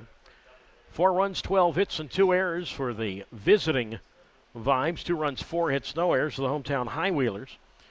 So again, Lane, it's been good news, bad news today for Yolo starter Dawson Lane. The 10 strikeouts, it's the most for a High Wheeler pitcher this year, but he's given up 12 hits, also the most by a High Wheeler pitcher. And Lane, I can see walking back toward the Yolo bullpen down the right field side, so I have to think that might be it for him today. As the next pitch is taken for a strike on the outside corner, 1-1. Skinner, single, a steal, a run scored. He's 1 for 2. Outfield straight up in the 1-1, and he bunts one foul back of the plate against Lomelli, strike 2. And the count's now at 1 ball and 2 strikes.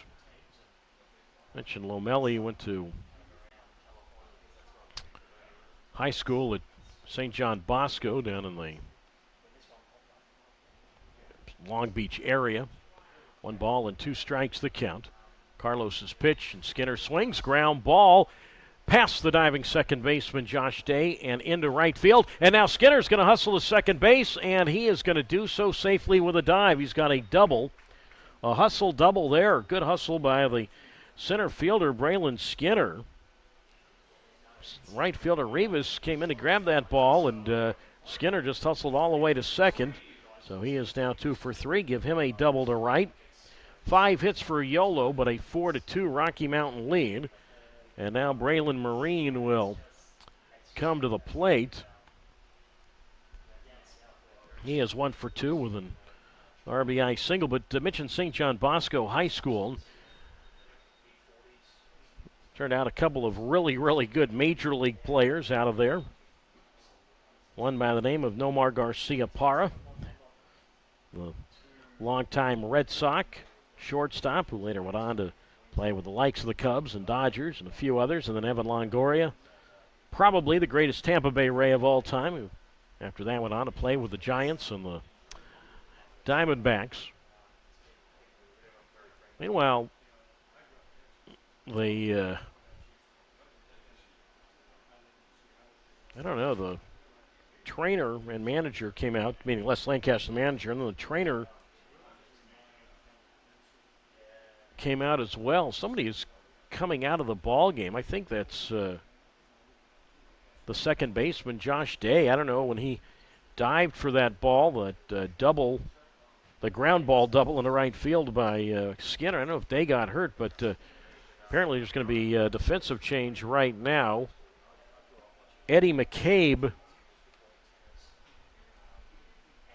looks like is going to second base. And we will see who the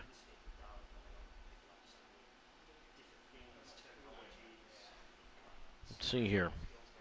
See what the other side of this move is. Well, we'll catch you up there. It was a defensive change, so we'll try and find out for you in a moment. Meanwhile, Skinner's at second, and now Christian Lomelli looks back at second base. And the pitch on the way to Marine, swung on, ripped left field, base hit. Skinner will get as far as third, and Marine has a 2-hit afternoon, much like he did yesterday. 6 hits for Yolo.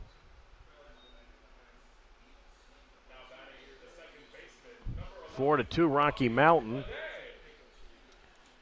But now it's Bobby Lede who comes up as the possible go-ahead run. Looks like Eddie Yake has moved to second base. I believe there is a new left fielder, but we'll try and find out more in a moment. So now it's Lede. And he swings and a foul to the backstop, strike one. No balls at one strike. Eddie Yake has moved to second base. Stephen Wilmer has come into the ball game to play left field.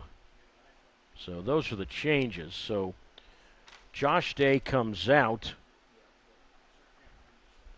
No balls, one strike. Runners at the corners, and Leday swings, and he drives one high in the air. Deep left field. Wilmer going back. Room in front of the track, makes the catch. Tagging from third is Skinner. He will score. And going first to second, and out there with a dive is Marine. It's a double play. Now the run scores. So Skinner scores. But the big break there for Rocky Mountain because they get 2 outs on that, and they still have the lead here in the fifth. It's now 4-3 Rocky Mountain. Good job by Wilmer. So, again, another case where a guy comes in. The first ball hit is to the guy that just comes into the game defensively, and he gets an assist/double play out of that. He gets the put out and an assist on the same play. We'll score that for you in a moment. 2 out, nobody on. 4-3 Rocky Mountain. Here's Jose Gonzalez, who takes a strike on the outside corner, 0-1. Fly ball double play goes 7-4. The left fielder Wilmer, capital Wilmer, to the second baseman Yank, and of course it's the guy that just switched positions who's part of that play as well. Give an RBI to Leday as Gonzalez pokes one foul down the third base side, 0-2. Fly ball double play, 7-4. The left fielder Wilmer to the second baseman Yake. That will go as a sacrifice fly for Leday and an RBI. So give Leday a run batted in. That's his team high 43rd. Outfield deep straight away in the 0-2 pitch. Strike 3 called inside corner. And Gonzalez is out. And he's retired for the first time, and today that's the 6th strikeout for Lomelli. We'll talk more about that unusual play when we get back. 1 run, 2 hits, no errors, and nobody left.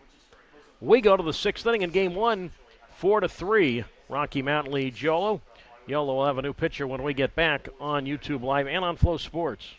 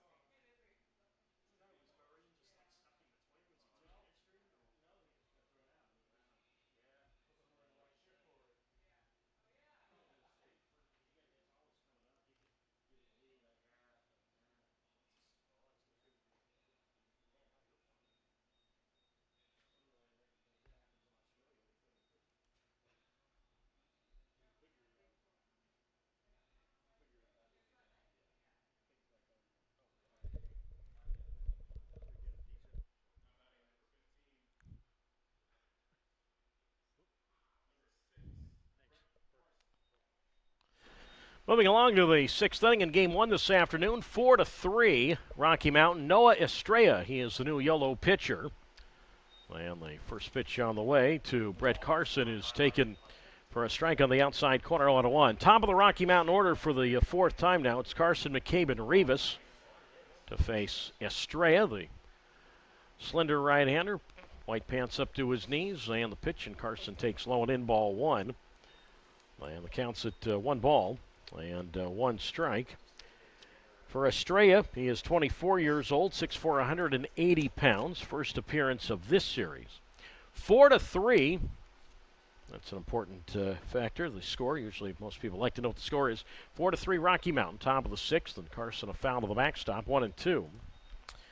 So Dawson Lane this afternoon for Yolo.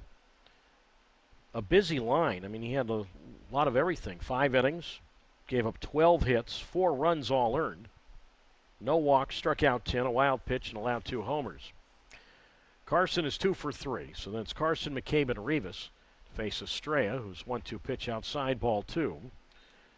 So 2 balls and 2 strikes the count. By the way, we mentioned Stephen Wilmer, who came into the ball game in the bottom of the fifth. He will bat in the cleanup spot. And then Yake moves from left field to second base. 2 balls, 2 strikes. Outfield well around to the left and the pitch. And Carson swings and he flies this one shallow left field. Kirby a few steps to his right, and Justin Kirby makes the catch. 1 out in the sixth inning. 4 runs, 12 hits, 2 errors for the visiting Vibes. 3 runs, 6 hits, and no errors for the hometown High Wheelers. And now it's Eddie McCabe who comes up. So I mentioned Dawson Lane, the 12 hits he allowed. That's the most hits allowed by a Yolo pitcher this year. And the 10 strikeouts for him, the most for any Yolo pitcher this season. So now it's McCabe who's 1 for 3 with a double.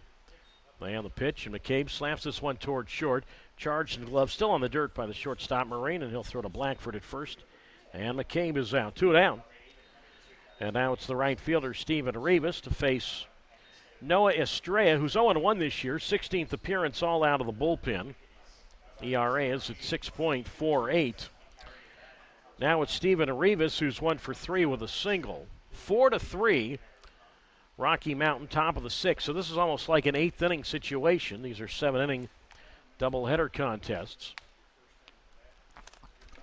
And now the pitch on the way, and that's taken low, ball 1. And the count's at 1 ball and no strikes to Rivas with Wilmer wetting on deck. Corner's back of the bag, not too far off the line, the 1-0, and that's taken low, ball 2, 2-0. Mentioned that play to end the, no, it didn't end the inning, but in the bottom of the fifth, the sacrifice fly for Leday, the sacrifice fly to left, which scored Skinner, and then Marine on the back end of that was thrown out trying to go first to second, so they got a double play out of it. As the pitch to Rivas is a strike called on the outside corner, 2-1. 4-3 Rocky Mountain, top of the sixth, Rocky Mountain leading Yolo. It's one of the few times that you can hit into a double play where you get credit for an RBI and where you're not charged for an at-bat. As the 2-1 pitch popped up foul down the third base side, strike 2. 2 balls and 2 strikes, 4-3 Rocky Mountain leads Yolo. Top of the sixth inning. I mean, normally when you hit into a double play, generally it's a ground ball double play / a forced double play where, you know, the run counts, but you do not get credit for a run batted in. Well, it wasn't Leday's fault that Marine, you know, that Leday did his job. I mean, he got the fly ball deep enough. Not his fault that Marine took off and was starting out going first and second. So Leday is not charged with a bat. It's a regular sacrifice fly. Traditional RBI on it. Next pitch outside, ball 3, 3-2 to Rivas, who's 1 for 3. As Estrella's 3-2 pitch, and that's up and away, ball 4. It's the first walk issued this afternoon by Yolo pitching. So Rivas goes to first. And now it's Wilmer who bats for the first time this afternoon. Now Wilmer played yesterday, digs in at .339, 4 home runs, and he has 30 runs batted in.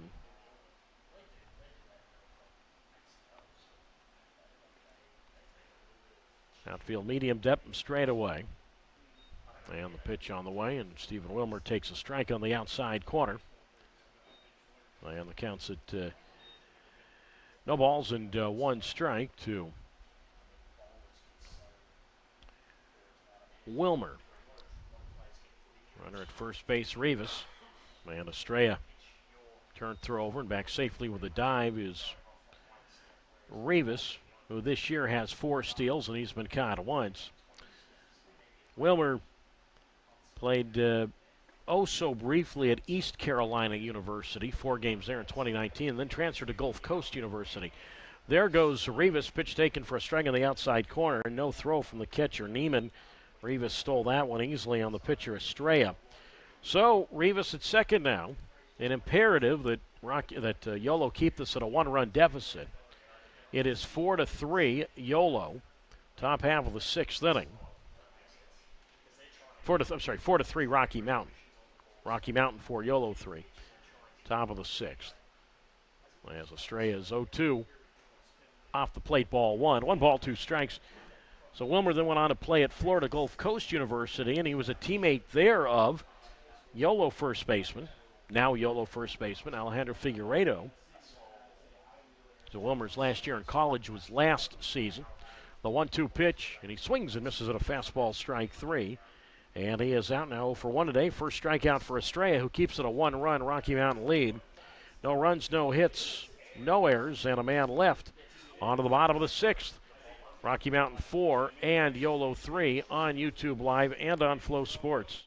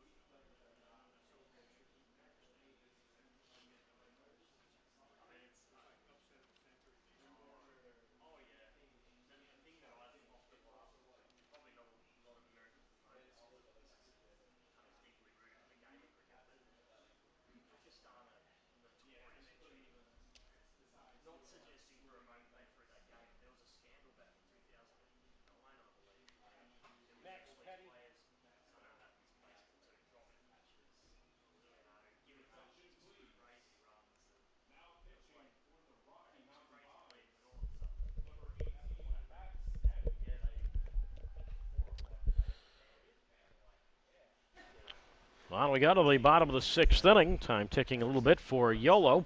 Again, these are 7-inning games in the minor leagues for doubleheaders. 4-3 Rocky Mountain. And the Vibes go to the bullpen for the first time today. It's left-hander Max Petty, capital P-E-T-T-E-Y, and he is a local product from Sacramento State.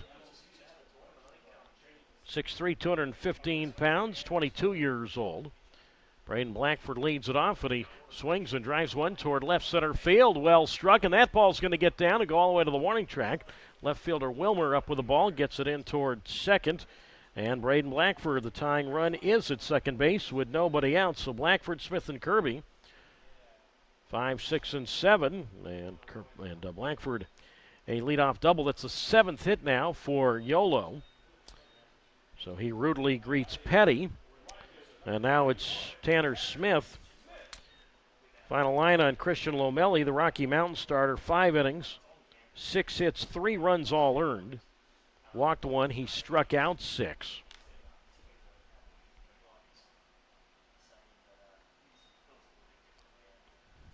And now a possible bunt situation here for Tanner Smith, and he shows bunt, and he takes outside ball one.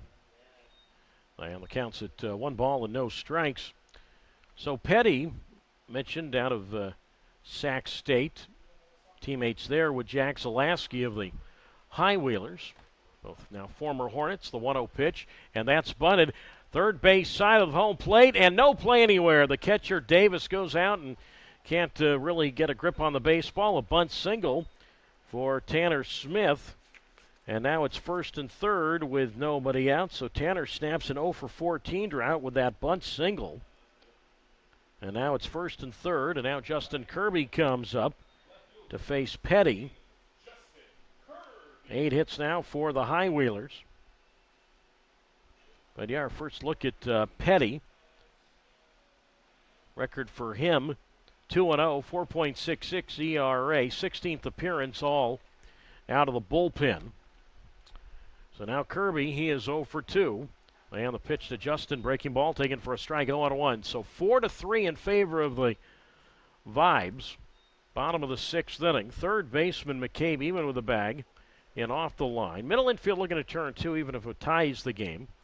They'll be happy with the double play. Kirby swings, line drive, left field, base hit toward the line. This ties it with Blackford scoring. And Smith not taking any chances, stops at second base. So the first 3 batters greet Petty with a hit, and we are tied at 4. Give Kirby a single and a run batted in. So 4-4 now. RBI for Kirby's his 22nd. That's his first hit today. And now a big moment for Alex Epp in his second game as a High Wheeler. He's 0 for 2, a chance to give Yolo the lead. And he shows bunt, and Petty's pitch outside ball 1-0. I'd have to guess that our good friend, such a good friend of mine, I've yet to meet him in person, Hudson Ridley, the Vibes broadcaster listening today in Colorado. The 1-0's in the dirt, and it skips past the catcher Davis all the way to the screen. The wild pitch advances. Smith to third, and Kirby to second, as the catcher Davis has to track that one down by the screen. So now that changes the complexion of the at-bat here for Epp. The count goes to 2-0. The game is tied at 4. Bottom of the 6th. And now this draws the infield in. No chance of a force anywhere. Epp not likely to bunt now, so a chance to swing away, and he takes all the way. Up and away, ball 3, 3-0. I'll wait till the end of this at-bat to pick on Hudson Ridley, the Vibes broadcaster. Smith's at third. Kirby's at second, the 3-0, and that's low and in, ball 4. So he draws a walk, and that loads him up. I don't know if he was working around Epp right there just to load the bases to get a force situation anywhere. Well, now an even bigger moment for the other newcomer. Again, Eddie Neiman and Alex Epp, who both joined the High Wheelers yesterday. Well, Hudson Ridley does a great job with the game notes and rosters and all that. And I'm going to guess that Hudson is the one that typed the roster. And Hudson, if you didn't type the roster, then I owe you a big apology.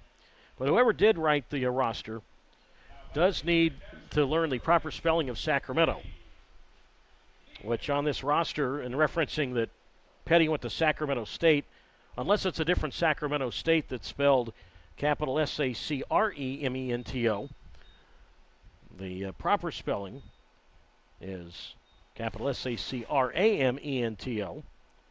So Hudson, as I said, if it wasn't you who typed that, I forgive you. If it was you who typed that, I'm here to give you a jokingly bad time about that. I mean, goodness knows I have never made a mistake in my life. I mean, I've been 100% perfect in everything I've done my entire life, whether it's typing rosters or game notes. But anyway, that is going to be all for Petty. So we have a pitching change. So I appreciate the pitching change, allowing me to pick on Hudson. So, new pitcher, as the High Wheelers have scored a run here in the 6th to tie it. And looking for a big bundle now with the bases loaded and nobody out. Back to tell you about the new Rocky Mountain pitcher when we get back with the score 4-4, Yolo and Rocky Mountain on YouTube Live and on Flow Sports.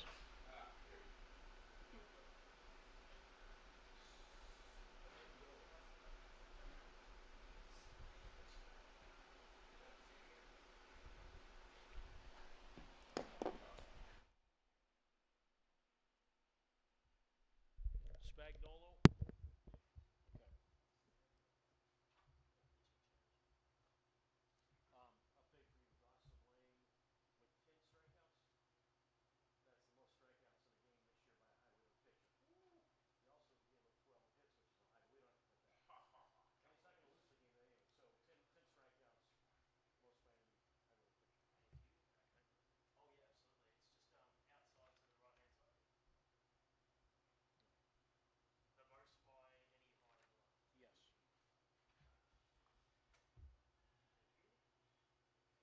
Yes. I believe this is an Australian gentleman. Wait, what? Rick Springfield? No? The singer? He's not. This guy's not. Oh, I don't mean the pitcher, the singer. let me find out though. Yeah. If I'm totally wrong,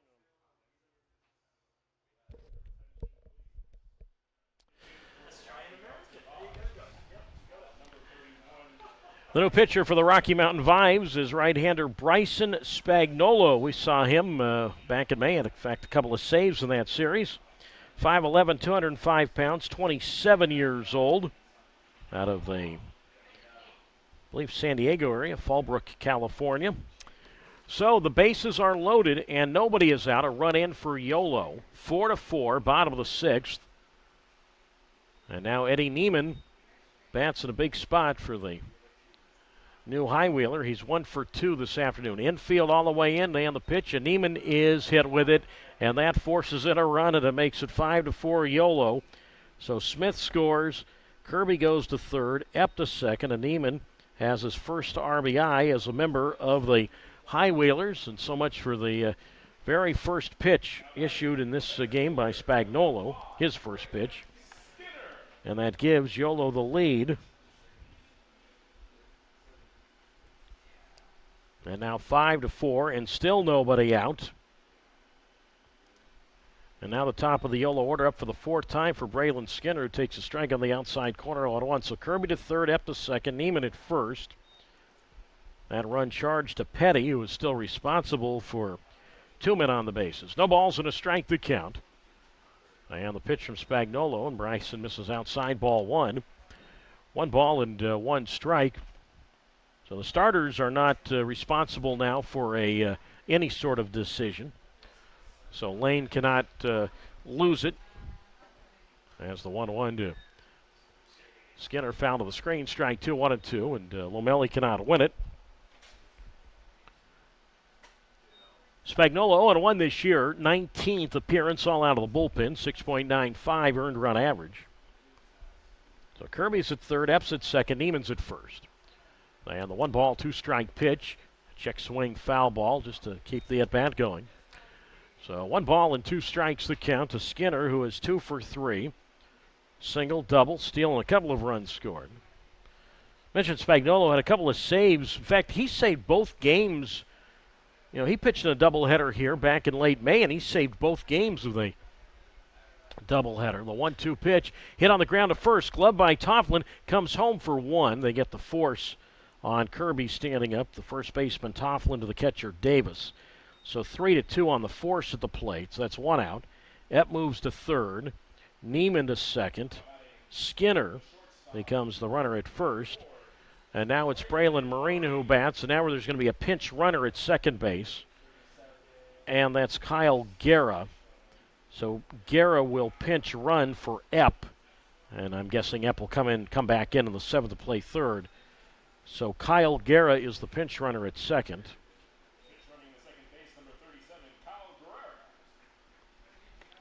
So Guerra, the pinch runner at second now. Meanwhile, Marine digs in. He's 2 for 3. And obviously the High Wheelers situation like this, with the bases loaded and now 1 out, have to at least get another run. As Marine, a big swing and a miss at a breaking ball, strike 1. No balls and 1 strike. Yeah, the doubleheader was here back on May 26th, and Spagnuolo earned his first 2 saves of the year in those games. The 0-1, and that's inside ball 1. And the count's at 1 ball and 1 strike. Of course, this is not a safe situation for Spagnuolo as the pitch low and in ball 2.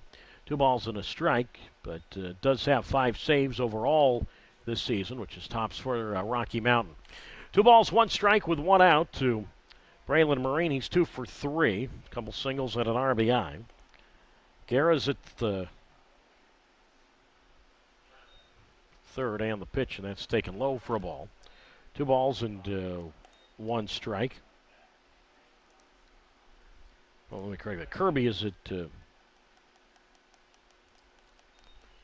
beg your pardon, let's try this again. Epp is at third. Guerra's at second. Skinner's at first. Guerra is running for Neiman. As the 3-1 pitch low outside, ball 4, and that will force home Epp. So the High Wheelers get at least another run here. It's now a 3-run 6th inning here in game 1. And it's now 6-4 in favor of Yolo. So Epp scores.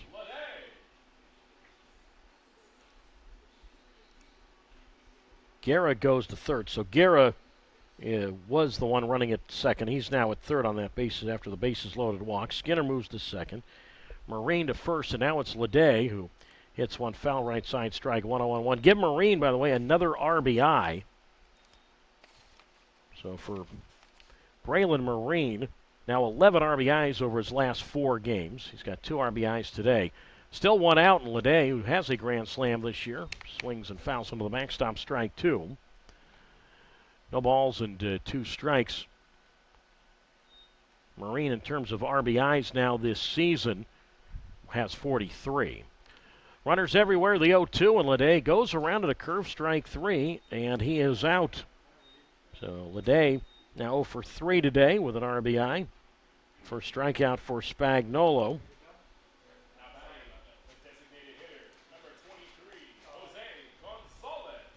So I mentioned Guerra came in to pinch run. He is batting in the 9th spot, although Neiman likely will come right back in and catch when we go to the 7th inning.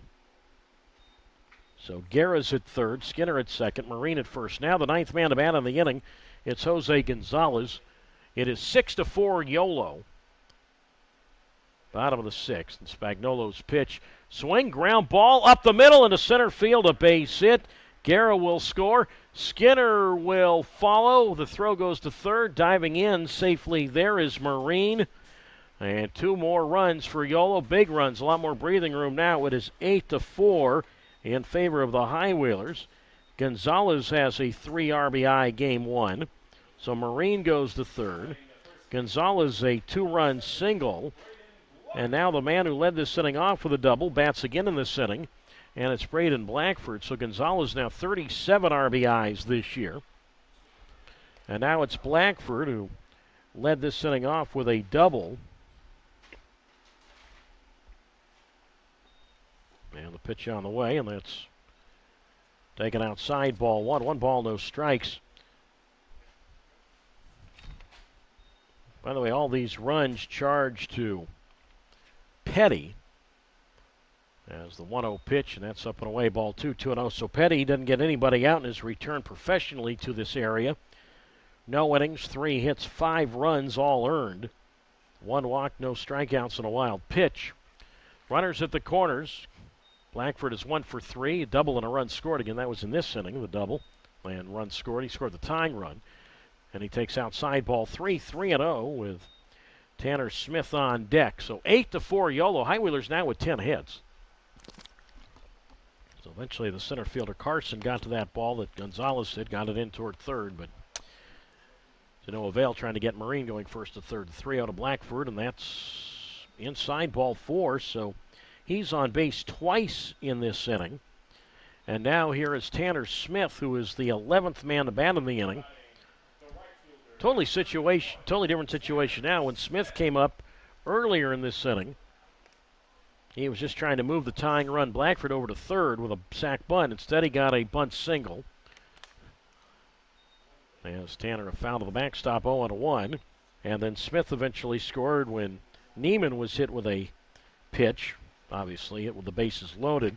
So Smith, with that bunt single mentioned, snapped out of an 0 for 15 drought. The second time this year Smith had been in an 0 for 15 slump. He began the year without a hit in his first 15 at bats as he takes inside, although Rocky Mountain's going to challenge that. It's been confirmed a ball. So the count's at 1 ball and 1 strike to Smith with Justin Kirby wetting on deck.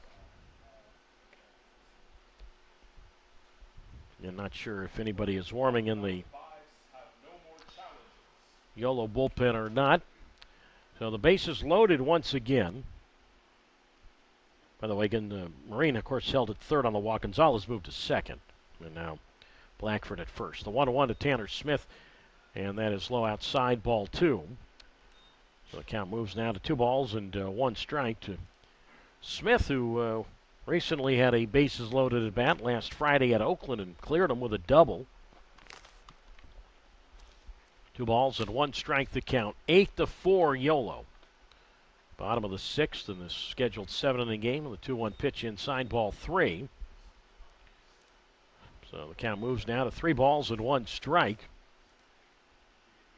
And with Justin Kirby on deck. So 3-1 the count from Bryson Spagnolo, who went to a school well known for baseball in the NAIA ranks. And that's Lewis Clark State in Lewiston, Idaho. The 3-1 here is way inside, ball 4. And that'll force in another run. So Marine scores now 9-4 Yolo. So that takes it out of a grand slam range. Gives Smith an RBI, move Gonzalez to third. Blackford to second. Smith is on base for the second time this inning. And now the 12th man to bat in the inning is Justin Kirby. The RBI for Tanner Smith is his 20th. That looks like the manager, Les Lancaster. Actually, it's not. It's the pitching coach who is, I guess, appears to be the pitching coach. Mark Goodman comes out to settle down Spagnolo. So now it's Kirby who bats for the second time in the inning. He singled to left field,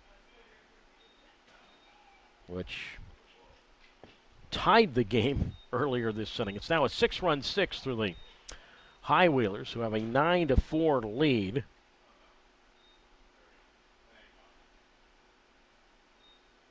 So 12th man to bat in the inning. Kirby is 1 for 3, again with a RBI single. So now it's Gonzalez at third, Blackford at second, Smith at first, and Kirby swings and flies this one shallow left field, and the ball drops. And 2 more runs will score. The shortstop Lopez went out and just couldn't find the ball. It was going to be tough on a very sunny and high sky afternoon. 2 more runs are in. It's now an 8-run sixth on the pop-up 2-run single by Justin Kirby, who has 3 RBIs alone in this inning. So it's now 11-4 Yolo. So Gonzalez comes in to score. Blackford in to score. Smith goes first to third. And now it's Epp. And he takes a strike on the inside corner. No balls and 1 strike. So the pop-up single by Kirby. 2 hits in the inning for Kirby. As the pitch to Epp.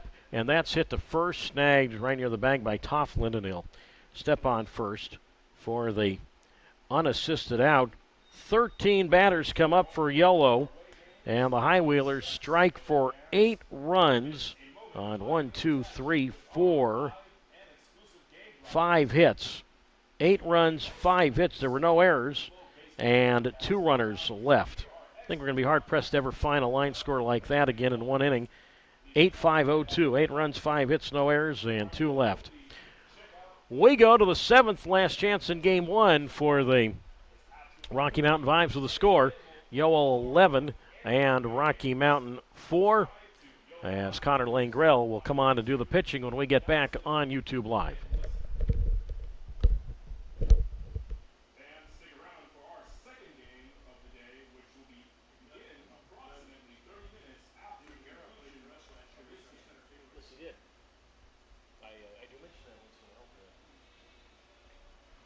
Thank you again for helping set up Perryville. I really had a great time meeting Bill Rogan, Bill Rogan, and Jerry Benford. That's a good job. Yeah, I was on with him for a little bit. Yeah, it was a nice job.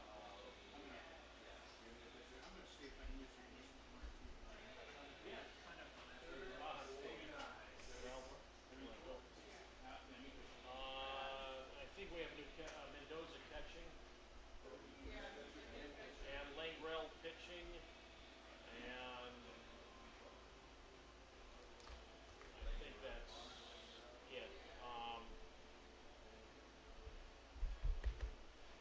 Your attention, please. Pitching for the High Wheelers, number 34, Connor Langrell.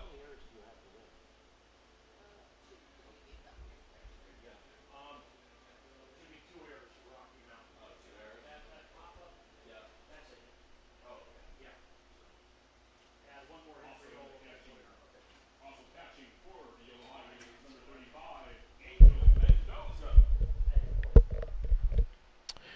Last chance for the Rocky Mountain Vibes here in Game 1 as we go to the 7th inning, 11-4 Yolo.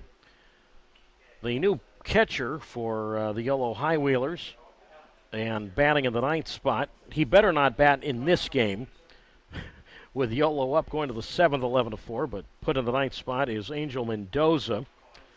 And the new pitcher is Connor Langrell. So make those moves. 11 runs, 11 hits, no errors for Yolo. 4 runs, 12 hits, 2 errors for Rocky Mountain. And Langrell to face Dane Tofflin to lead it off. And the first pitch is a strike called on the outside corner. No balls and 1 strike. Noah Estrella stands to be the winner here in Game 1. He worked 1 inning, allowed 1 walk and 1 strikeout.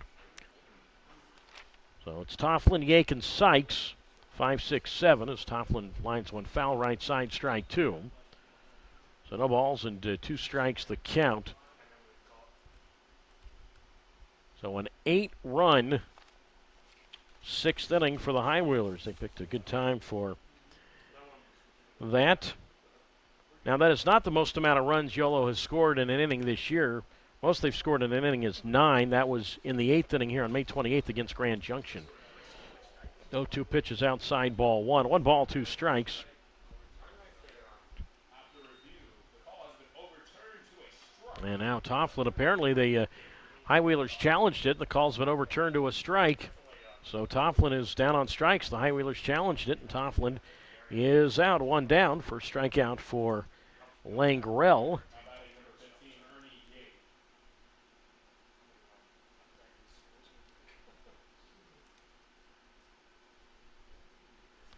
And now it's Ernie Yake who comes up. He's 1 for 3, a single and a run scored.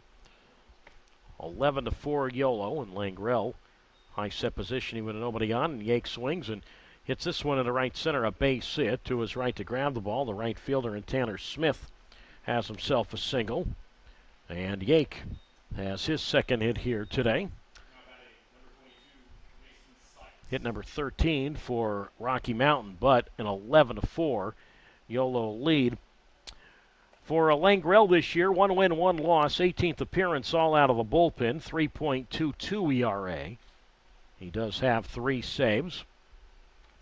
So now it's Sykes, who, remember that top of the 5th, seemed like a long time ago, the 2-run homer, or the 2-homer inning, I should say, for Rocky Mountain.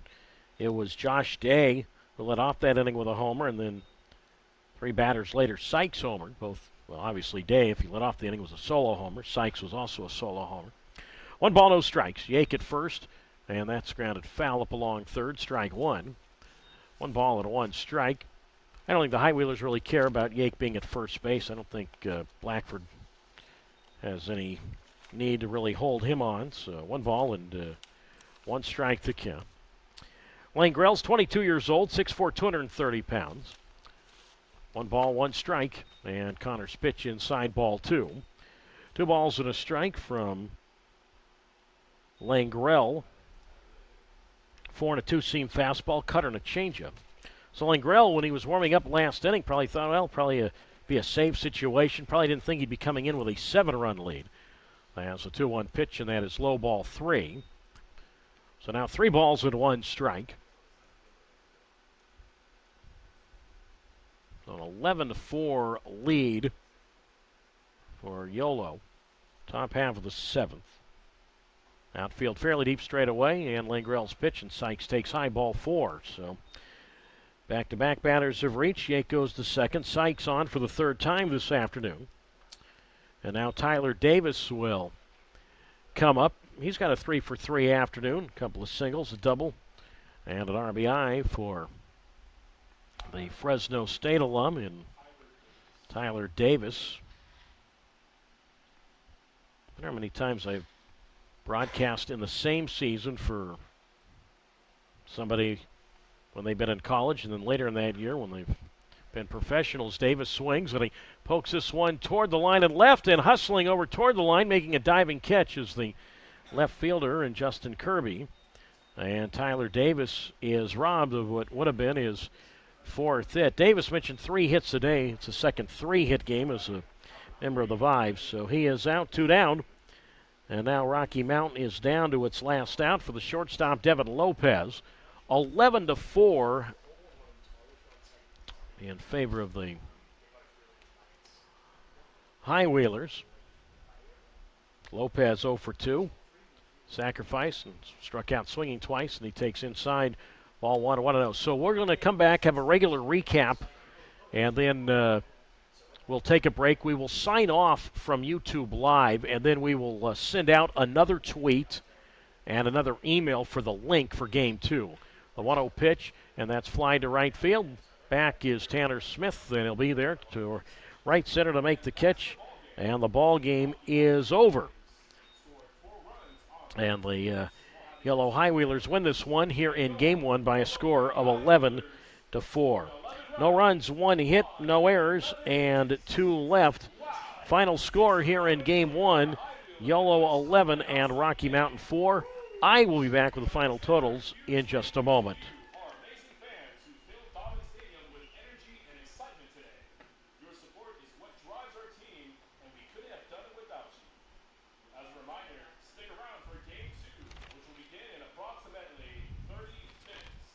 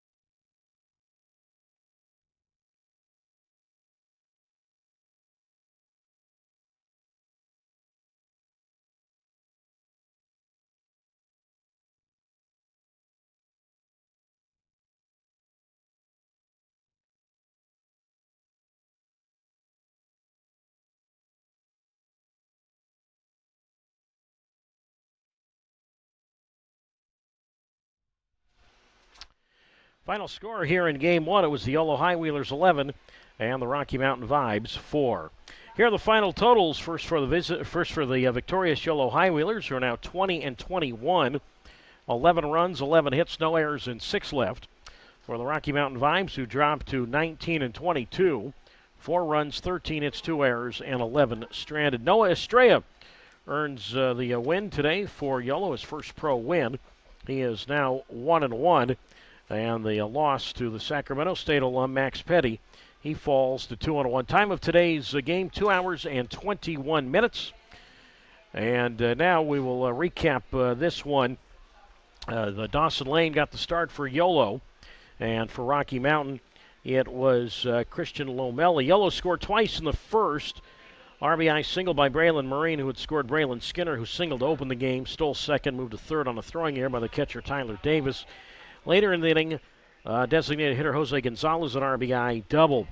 Rocky Mountain would tie the game with 2 runs in the second, and then in the fifth against Lane, took the lead 4-2, a leadoff homer in the fifth by second baseman Josh Day, and then 3 batters later, a home run, a solo shot by designated hitter Mason Sykes.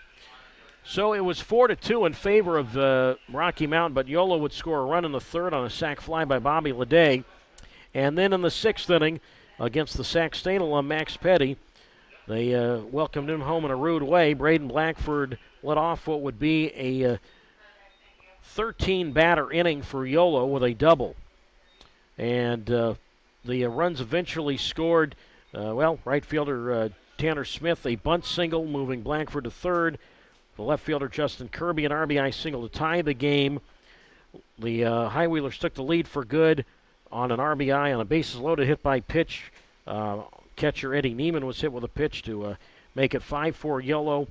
There was a bases loaded walk to Braylon Marine, a 2-run single by the designated hitter Jose Gonzalez, a bases-loaded walk to Tanner Smith when he was up for the second time in the inning, and then a pop-up single to left by the left fielder Justin Kirby. 2 more runs, and all in total an 8-run, 13-batter inning in which the High Wheelers had 5 hits, left 2. There were no errors in that inning, but Yolo an 8-run 6 to break it open, to come back and then eventually break it open and win it 11-4. Dawson Lane, 5 innings today, allowed 12 hits, 4 runs all earned. No walks. His 10 strikeouts, the most for a Yolo pitcher this year. A wild pitch allowed 2 homers. Noah Estrella with a win, 1 inning, 1 walk, 1 strikeout. And Connor Langrell, the 7th, 1 inning, 1 hit, 1 walk, and 1 strikeout. Christian Lomelli, or Carlos Lomelli, I should say, Carlos Lomelli for Rocky Mountain, 5 innings, 6 strikeouts, 6 hits, 3 runs all earned, and a walk. Max Petty did not get anybody out for Rocky Mountain. 3 hits, 5 runs all earned, a walk, no strikeouts, and a wild pitch. And Bryson Spagnuolo, 1 inning, 2 hits, 3 runs all earned, 3 walks, 1 strikeout. Estrella the winner, 1-1 for Yolo. Petty the loss for Rocky Mountain, 2-1. 2 hours and 21 minutes this game 1 took. All right, we're going to sign off YouTube Live. We will resend a link for Game 2. The Game 2 matchup will be for Rocky Mountain, left-hander Kelsey Ward at 1-1, and for Yolo, right-hander Noah Lewis at no wins and no losses in what will be his first start as a High Wheeler. Once again, the final score in Game 1, Yolo 11 and Rocky Mountain 4, and we'll be back in roughly 25 minutes or so. This is the Yolo High Wheelers on Flow Sports and on YouTube Live.